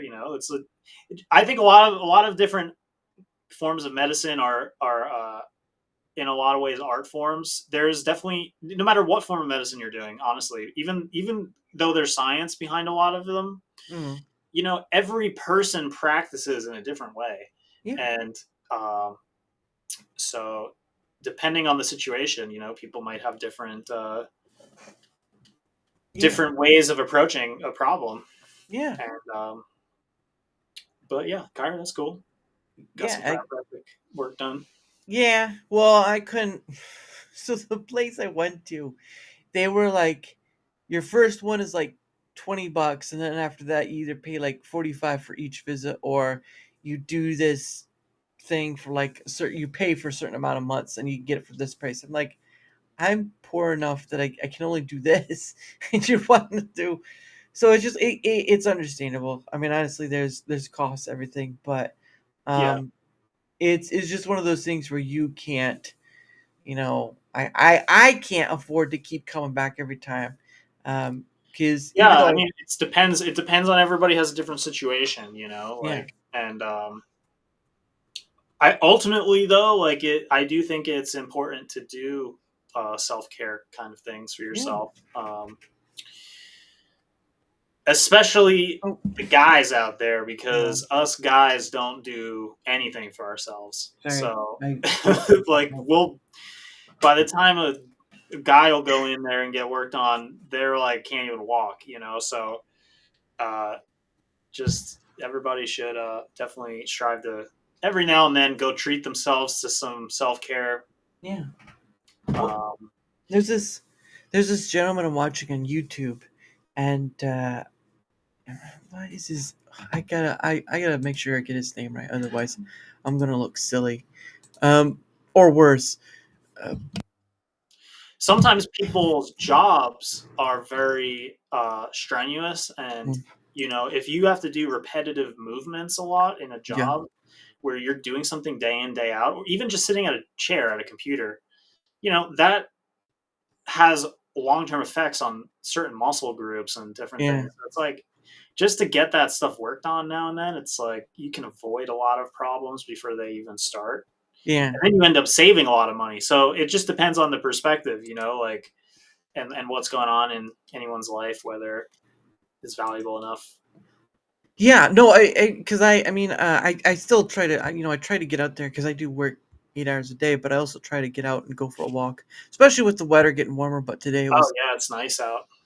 where I was, it started sleeting, so it was warm. Yes, it was like 60 degrees yesterday, and then today it's like 35. I'm like, come on, I'd really just like, I'd really just like some warm weather, please. It just Um, snowed here actually, so I feel yeah.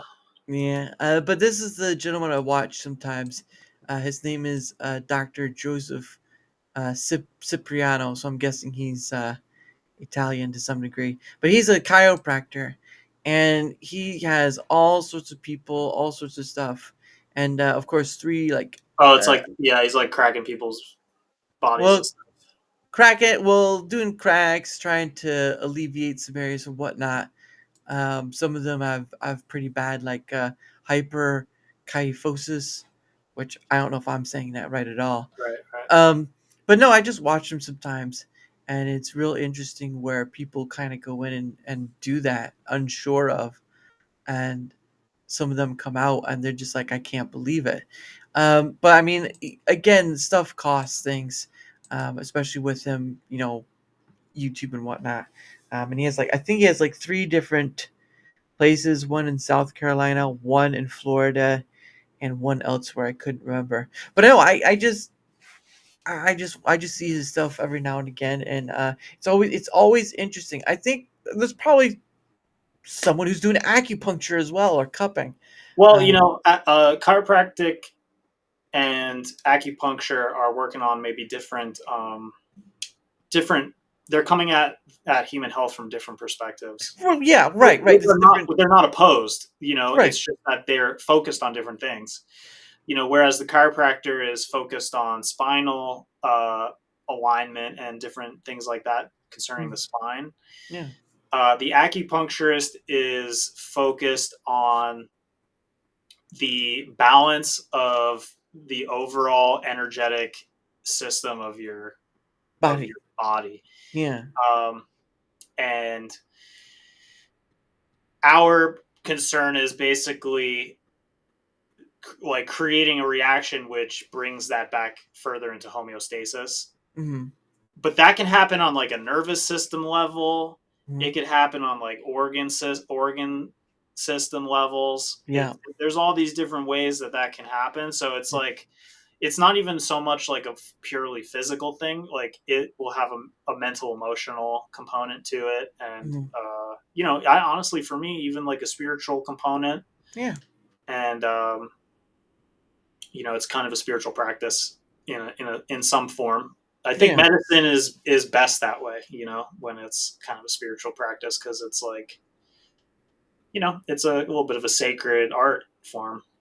yeah, yeah. Especially between the differences between East and West and all that sort of thing. Because Yeah, just chiropractic to is, care for someone's well-being, and like make them, feel good when they feel bad is like such a, I feel grateful to be able to do that for people. It's like a special, nice thing. yeah, a little superpower, if you will. It feels like it. Yeah, I had to go way out of my way to gain that one, but it was Yeah. worth it.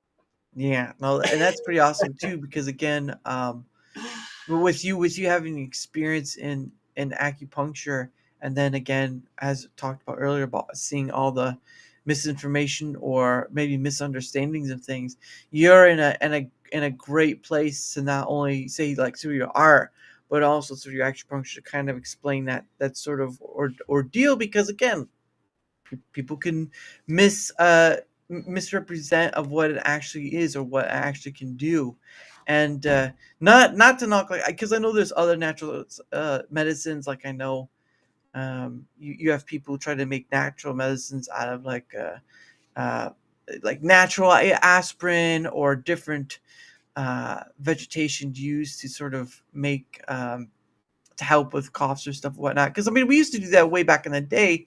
you know Yeah, uh it's like herbal medicine, Herbal, basically. that's right, herbal medicine. Apologies. Herbal No, medicine. yeah, I agree. Um, because nowadays it's kind of an off deal when you have all sorts of these big pharmaceutical stuff, and those are.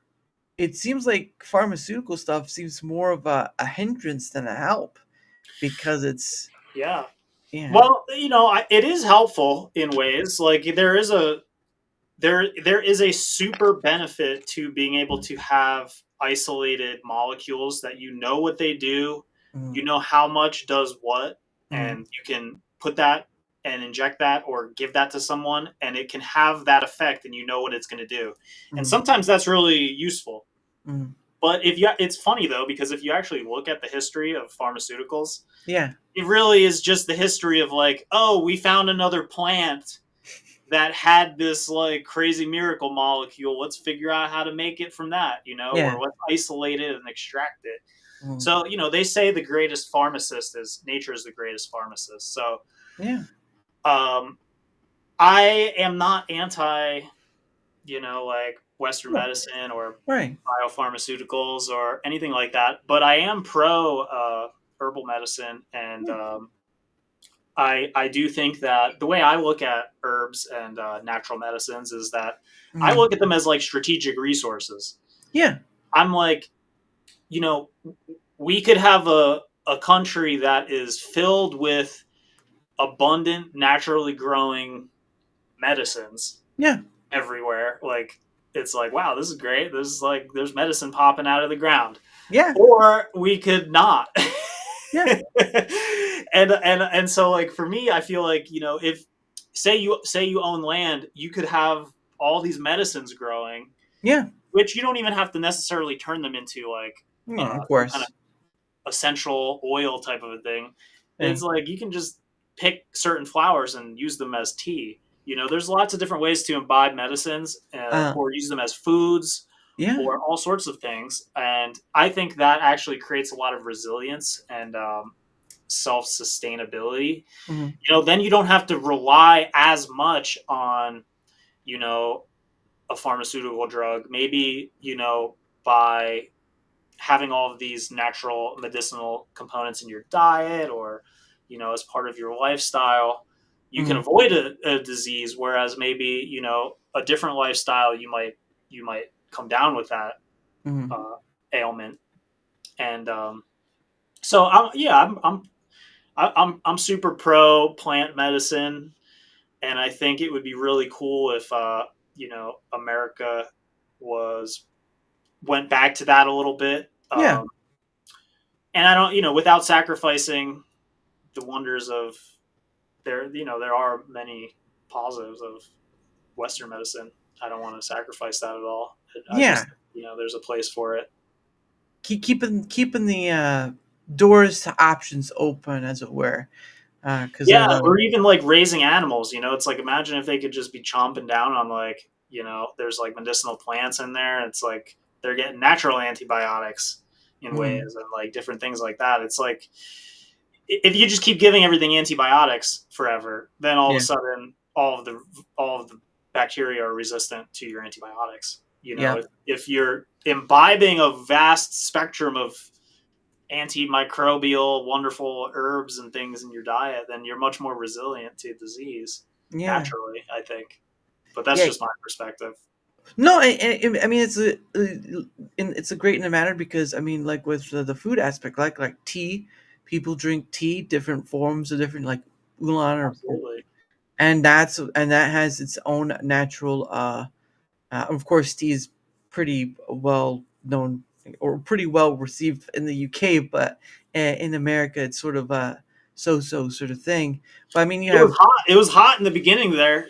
People were throwing off of boats. They were wiling out about tea, for a little while there. yes, they were real wild about it and then they're like, yeah, we don't want to do this anymore. then they got started getting that really good coffee, I guess, and like it was over. Yeah. But because the reason I bring up the food port is because my one of my siblings was talking about drinking like a what was it, like a dandelion tea, and because that you can obviously you can eat dandelions to some It's degree, or actually a very medicinal, nutritious plant. yeah. Well, even though majority of the time they're mostly just viewed as Just don't get the weeds, ones on the sidewalk. I wouldn't do that. Don't get where the because dogs are. oh yeah. Why does this taste like urine? You make sure you Mm. wash them. Ugh. Get them from a field that nobody goes to. Well, you don't know that. You don't know if they haven't been in that field. And I was like, which one Yeah, are you those picking are the today? kind of risks you take with herbal medicine. Yeah. That's you got to. There's upsides and downsides, I suppose. You'll be playing the game who peed on it this time. Or has it been peed on or not? That would just be that'd be too much fun. But yeah, it was um yeah, Dandelion's very good for you in a lot of ways. It's good for your liver, for some people. yeah. So when you're so I'm guessing you've probably done that sort of thing, making dandelion tea or some of that matter. Um Yeah, herbal medicine is like a big component of like Eastern yeah. medicine and Chinese medicine, and I mean, even other parts of the world, there's different cultural traditions that, because also there's different herbs in different places. Yeah, Native yeah, Americans had herbal medicine. yeah. Even uh, just the colonists probably had some forms of herbal medicine. The Greeks, Yep. the Indians. Mm-hmm. There's local traditions of herbal medicine like everywhere practically. I know like Germany and like those areas, Europe. Nice. There's like European kind of like herbal medicines. I pretty much just go with the Chinese medicine because it's like 2,000 years old. It's a very unbroken tradition, and there's like Yeah. some really, really, really effective things that they've developed in that uh, strain of medicine. Mm. So that's how I approach it through Chinese medicine, Right. herbal medicine. But yeah, it's very, very old idea. They have a mythical figure like the beginner of herbal medicine in China Mm. is this mythical guy who would just go around and just eat all the herbs, just test it out on himself. You just will go all around just munching Mm. on anything that he comes across, and that's how he figured out what all the herbs did. Uh-huh. Crazy. So there's that guy,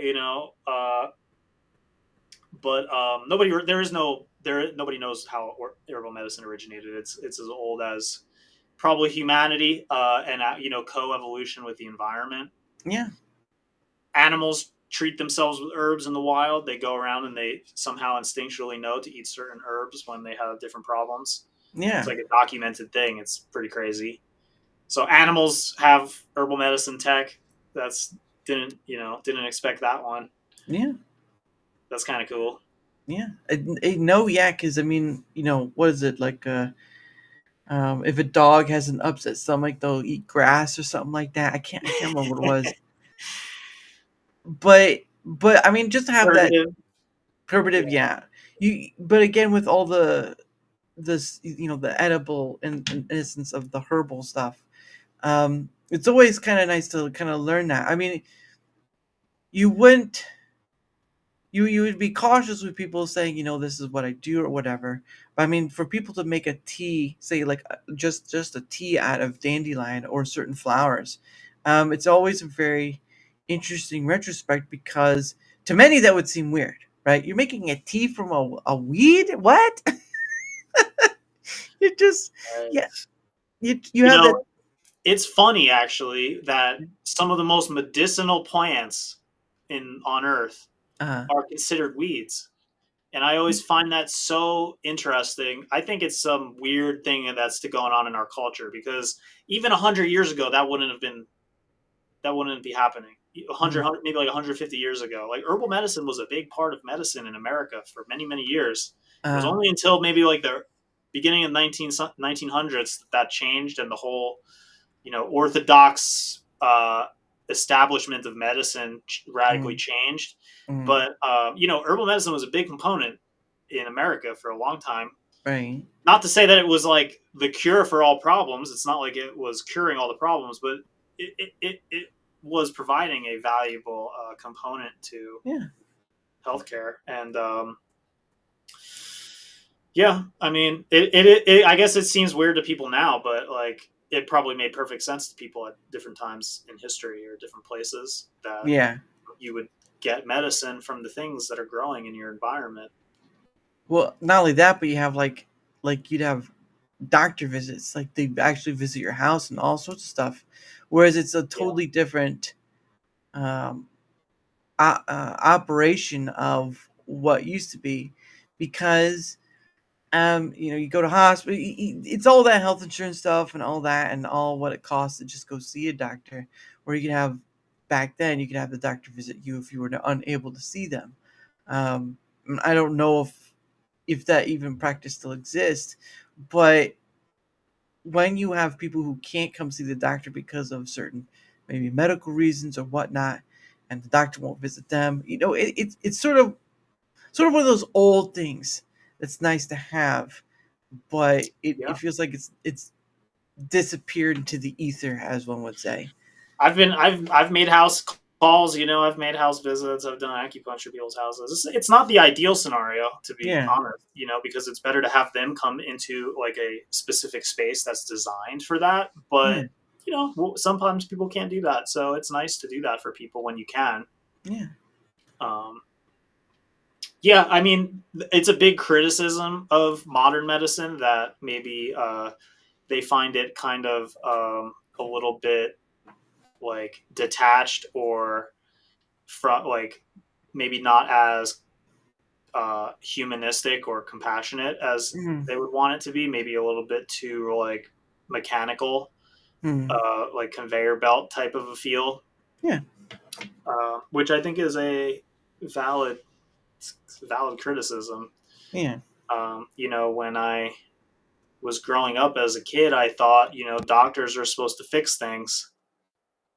And that was one of the things that got me into alternative medicine. It's like my parents kept going to the doctors for things. It's like, you've been going to this guy for like a decade and he hasn't fixed anything. You keep Yeah. going. Same thing. It's like, Yep. obviously it's not working, So that was kind of just like, if you keep going to doing the same thing for 10 years and it's not changed a single time, Mm-hmm.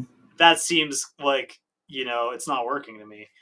Yeah. So that kind of got me into alternatives of medicine and got me exploring different things. So Yeah, and I can kind of I see that, and sort of in a sense been uh, a recipient of that sort of thing where you go to the doctor many times and they're like, we don't know what's wrong with you. It could be this, it could be that, and you're trying to. And again, one of the fascinations, um, like we were talking about earlier with the advent of technology, there was, I think it was said that you could use Grok to kind of look over your X-rays and kind of see if anything is out of the sort or whatnot.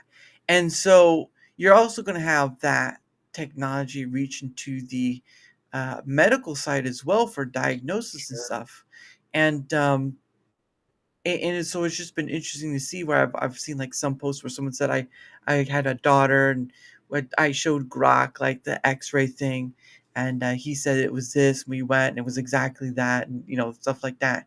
So you do have the That's like, yeah, getting a second opinion, using the tools that are available, especially for people who are like very, I don't want to say shy, but are very hesitant in going to see a doctor because wide variety of reasons.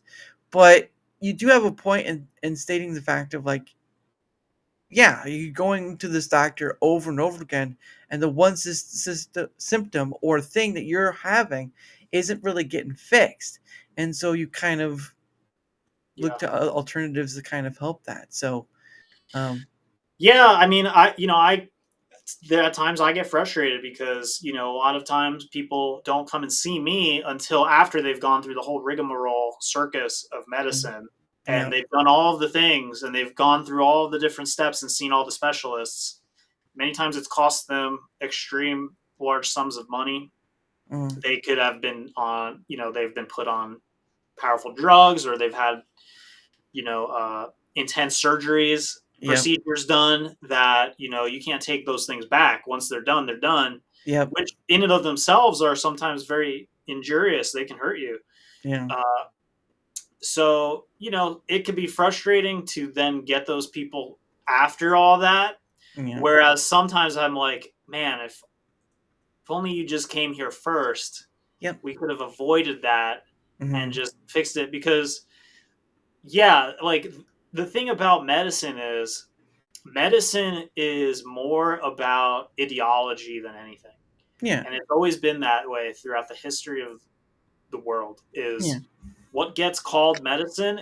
It's less about what works, I think, mm-hmm, and what conforms to the reality of the times. It's like these are the structures of society and reality of the modern era. Therefore, we look at disease and illness and health through this lens, mm-hmm, and and that creates absurdities where somebody comes in and they're like, I've got this problem, and you do all the tests and you look at all the measurements and you're like, well, it says nothing's wrong with you. So yeah, you're fine.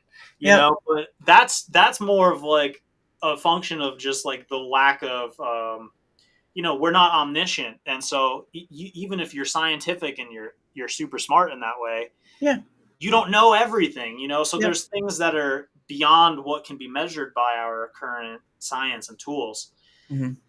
The value I think about something like acupuncture and like Chinese medicine is because it's coming from a completely different paradigm of Right. like a whole different vision of the world, like on a fundamental level. Hmm. And people can disagree with that, but it will give you different outputs. So like if you come to an acupuncturist, none of the doctors might be able to tell you what has happened here, Right. but I'm looking at it from a totally different lens, and I'm not saying that I have the absolute truth, Right. but I'll be able to come to different conclusions because I'm using a whole different framework of Yeah. how it's like.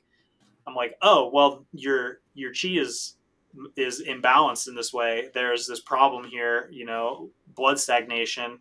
Like Hmm. that's not even a term in Western medicine and science. They're not gonna be like, oh, you got blood stagnation in your shoulder.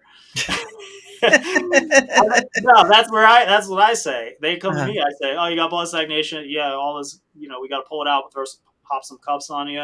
Uh-huh. We got to get the chi flowing through your bladder meridian. Mhm. They don't know about the chi flow through the bladder meridian, so they're not going to be able to fix that. Yeah. But I mean, again, you've someone who's gone through this. You've learned about the processes and whatnot, and to offer not only offer that, but have uh results. Well, not what's the term? Quick scene results or something like that, where you get to see other people after you've gone through the process with them, and they just have that things are better, things are in line, and all this stuff. And I think that's really what you don't want to lie to somebody and say you can't you can fix it, and you can't, or whatever, in Sure. that sense. But you also don't want to be the person who's like, well, we've done all these things, we don't know what's wrong with you, and just leave them to kind of fend. I approach it as an artist, Yeah. frankly. I'm an artist. I'm not a miracle worker. So Come on. I'm an artist, and I go, hey, it's like if somebody was like, hey, can you paint me a picture of this? I'd be like, all right, I'll give it a shot. I think Yeah. I can do it. Like you Yep. got a nine. I think I'll give it like a 80% shot that we get this one. Mhm. And that you'll dig it, but you might not dig it. It might it might not be your style. Right. But I mean, that's how I kind of approach it. I approach it with like I'm humble, but I'm Mhm. also confident about Yeah. it. Like I'm like I think I could actually like make a good positive change here. Right. But at the same time, I'm humble because I know that whatever I do, it's actually things that are bigger than me that are working. Yeah. Because the human body is so complex. Yeah. I'm just like pushing buttons, Yeah. I'm like, all right, I think if we do these ones, we'll get the right stimulation that will create a reaction in this way. Yep. I could be wrong, and it's up to the body to take that and do the things that it needs to do for the healing process. But Mhm. I think I've practiced now for a sufficient amount of time where I'm Mhm. confident that I can fix a lot of the things that I see. There are things that are beyond my skill levels, and Right. I'm happy to admit that, Mhm. and sometimes I play a different role, It's like I can't cure cancer. Sorry, folks. But cancer is a complex thing. It's like it's a function of a lot of different variables, and I know that I can do things that are positive for somebody's immune system.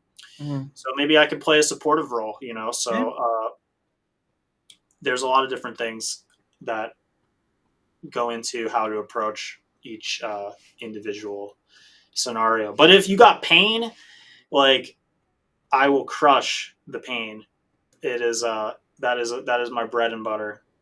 I will crush your pain, I and will crush your pain. I'll make it suffer underneath my hands, and your pain will go away, and you will feel strong like me. Ugh. That's right. Next episode of Michael Keane, the I'm painkiller. confident about pain. I know, no pain, no gain. But Yeah. uh, I'm going to come to your house and crush I, it with my I bare like hands. working with athletes too because like they are using their bodies, and so they're having pain, but it's because they're just like they just go so hard, Yeah. uh, sports medicine and stuff. That's Yeah. kind of And fun. it's oh, of course, some of those people though, it's like, oh, I hurt myself. It's like, yeah, you just tripped a bit. You're fine. And for the Woke up. gamers, I know we got a lot of gamers here on Rumble. Yeah. I'm looking at you guys. Like, you guys got to get in there, get some acupuncture, get some cupping done, because I know you guys are sitting there in that chair all day. Like, Mm, let's go. Let's get you off the chair. yeah. We got to get your chi flowing. That's right. We don't And want to if, get chair chi. cheer, cheer. Try saying that 5 times as fast. Oh my goodness. But anyway, it is the top of the hour once again. And of course, we'll most likely just start rolling it down and ending it there. Because I do have to not only do I have to get tomorrow set up, but I do have to get going to bed because I work tomorrow. So Well, I yeah, don't want to I say, appreciate that you brought up the acupuncture stuff, because that's actually really fun for me to talk about. So yeah. thanks. Well, and not only that, but I think, like you said, there are a lot of misunderstandings, and you want to clear that air, because Right. you do deal with that, and you do kind of see all the stuff out there. It's like the video thing and whatnot. It's like, yeah, that's not how it works. That Um, that's where my urban needle channel is going to come in. I'm looking forward to making a lot of good educational acupuncture content soon. So hopefully, I can't wait to see what people will not only get a chance to see, but maybe have the air cleared on certain matters that they had misconceptions about, or maybe a better understanding of something that they didn't have much understanding about. So there's that. But anyway, so what's gonna happen is, like before, we're gonna do our self promotion, and then we'll kind of go from there. So if you wanna do your end of things, the floor is yours. sure. Once again, just hit me up at making art on Rumble, or my other channel that I'm making called Herb and Needle, and you can follow me on X, Michael Keane Art, or Truth Social. I'm also on Truth Social, Michael Keane Art. Or you can check out my website, michaelkeane.art. Mm-hmm. I'm also on Locals under Michael Keane Creative Studios, Nice. and I aspire to be a person who posts on Locals. It just hasn't happened yet. So I I'm. It's hard. It's hard for me to. I got to get better with that. But I would love if you just follow me for when it happens. So I don't use locals at all because I know they're trying to integrate locals with Rumble, and so as far as I understand it, I thought they were going to have it absorbed into Rumble yeah, and use all that I've stuff. got a couple local subs, and I love them very much because they keep supporting me despite me not really doing anything on there. And Yeah, I promise that you will be rewarded one day, and I will be making things on there. and there you go. Word from the big man himself, right there. But yes, his links are down below, including his website. If he's worth to follow, I mean, if he's worth checking it out. If he's worth to follow, why not give it to him? Because the guy is he's very chilled, relaxed, and very artistic, and very well dressed too. Look at his well dressingness. I was impressed. Now there's no tie, obviously, but I know. we'll I was we'll, thinking about that. I got to get a tie. we'll save that for next time when he looks a lot more spiffier. I'll have a tie next time. You're gonna put a tie next time, or I'm gonna take you off. No. I believe me, I'm not wearing a tie, so I don't expect people to dress up that nice. But anyway, from my end of things, whether you're on the Rumble side or whether you're on the YouTube side, if you wouldn't mind leaving a like, sharing the content, leaving a comment or follow, anything that helps with the engagement factor is much appreciated, because at the end of the day, not only does it help in being seen more, but it also helps in having other people on, like Michael Keane, like the Real Tomby, like UB Legend, like so many other people. Because at the end of the day, it's all about having conversations across the way, whether you're a creator or not. I've talked to a lot of people who aren't creators, so it doesn't matter on that end. But any help with the engagement factor helps with all that. I appreciate you all. And of course, I have a link down below as well. If you want to see where else I'm at, I have a Twitter X, I have my email, I have a Discord thing, but it's mostly for DMing. Um, but it's all there in the link. And again, if you would like to come on yourself, guess what? There's a comment section down below and the link down below. You can either do a either or, and I try to get back as soon as possible because there's all so many different people out there with so many different perspectives, and why not? Why not? Why not have this conversation? So, but anyway, any help the engagement factor and link down below. I appreciate you all, and of course, tomorrow is Friday, and Friday at 7 p.m. Eastern, I do my Pay It Forward stream. So tomorrow will be the 51st Pay It Forward stream. So I hope you will come and join me there. There you go. Look at him. The real man without the hat right there. Look at him. Check out my Look- hat hair. Yep. There you go. Yep. It's all poofy and now he has to comb it down and all that stuff. There you go. Looking cool. Cool for school. Right there. But tomorrow at 7 p.m. Eastern, I have my Pay It Forward stream, the 51st Pay It Forward stream, and of course, I get to have back on the wonderful Alpha Zero Omega, who will be on at 9 p.m. Eastern, because he's such a great dude, and also because he lives in Australia, so I kind of have to time it a bit later in the night because I'm it's like 15 hours ahead of us in Australia. So there's that. They're a day ahead of us. So there's that. But anyway, 7 p.m. Eastern when it's 7 p.m. Eastern when it starts. Almost dropped my mic. 7 p.m. Eastern when it starts, and of course 9 p.m. Eastern for my wonderful guest, the Alpha Zero Omega. And of course, the last thing I do with my guest is I don't think I did this with you last time, but it is my questions from a hat. And so what happens is that you, my guest, get 2 freebie questions. Now, if the people in chat want more than the 2 from the hat, you have to give a little rumble right to it. Now, I'm not monetizing YouTube, so if you're over there on YouTube, it is what it is. But if you're on the Rumble side, it doesn't matter if it's a 1 or the 500. Doesn't matter which one it is. Any Rumble rant counts. So for now, we'll do the 2. And if anyone wants to have more than that, you're more than welcome to. But anyway, I'm going to reach Sweet into... deal. Yeah. 2 for the price of 1. All right. Now reaching to the hat. I'm not even looking. Not going to do... Not even... not even looking. Okay. All right. Here we go. Here's question number 1. And what does it say? Oh, here we go. Do you prefer to shop online or in stores? Online.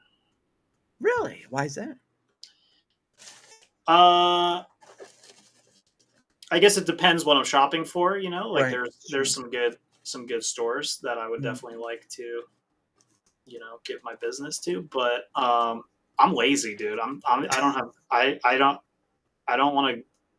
Saves me gas, saves me all sorts of things. Yeah. So I'm just like, yep, just bring it right to my door. That's fine.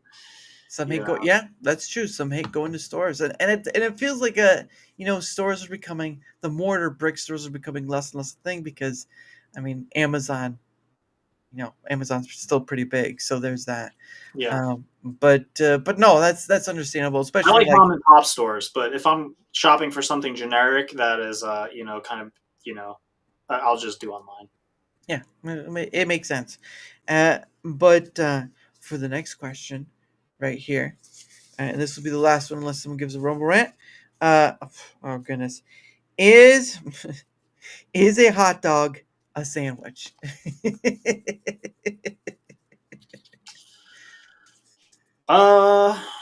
Yeah, I mean, I guess if you're getting, if you want to get technical about it, it's sort of, like a hoagie, or something like that. Hot dog hoagie. Hot dog. And today, children, we have created the hot dog hoagie right over here. Well, I we're- mean, it could eat, like, if you have a bunch of toppings on it, it can quickly become pretty sandwich like, Mhm. yeah, I'll go with sandwich. Happy with that. Final answer. I have no qualm either way because I just found the question hilarious. I don't eat hot dogs though, so I haven't had that kind of sandwich for a long time. Well, now I'm just a little sadder. But no, you're right. Oh, thank you, Rumble Quacker. Of course. Thank you, of course. Now, hold on. I'm going to write down, do my thing. 1 second. Okay. Does Rumble Quacker have a question? Well, now she's paid for another one. So what happens is if someone gives a little bit, you get to have another question pulled out of the hat. So luckily for Oh, right on. Nice, nice. Here we so go. Keep it so coming. there you go. Rumble Quacker, thank you very Thanks, much. Rumble Quacker. Now we get to pull another question from the hat. I'm not even looking. I probably shouldn't have put those two back in, but this was a surprise. So there's that. I mean, like I pulled out the one that just says like, we'll have to go for another one. All right, here we go. Here we go. And thank you, Rumble Cracker, for that. And what is this one? Oh, this one's easy. Do you prefer coffee or tea? That's a tough choice. Ooh.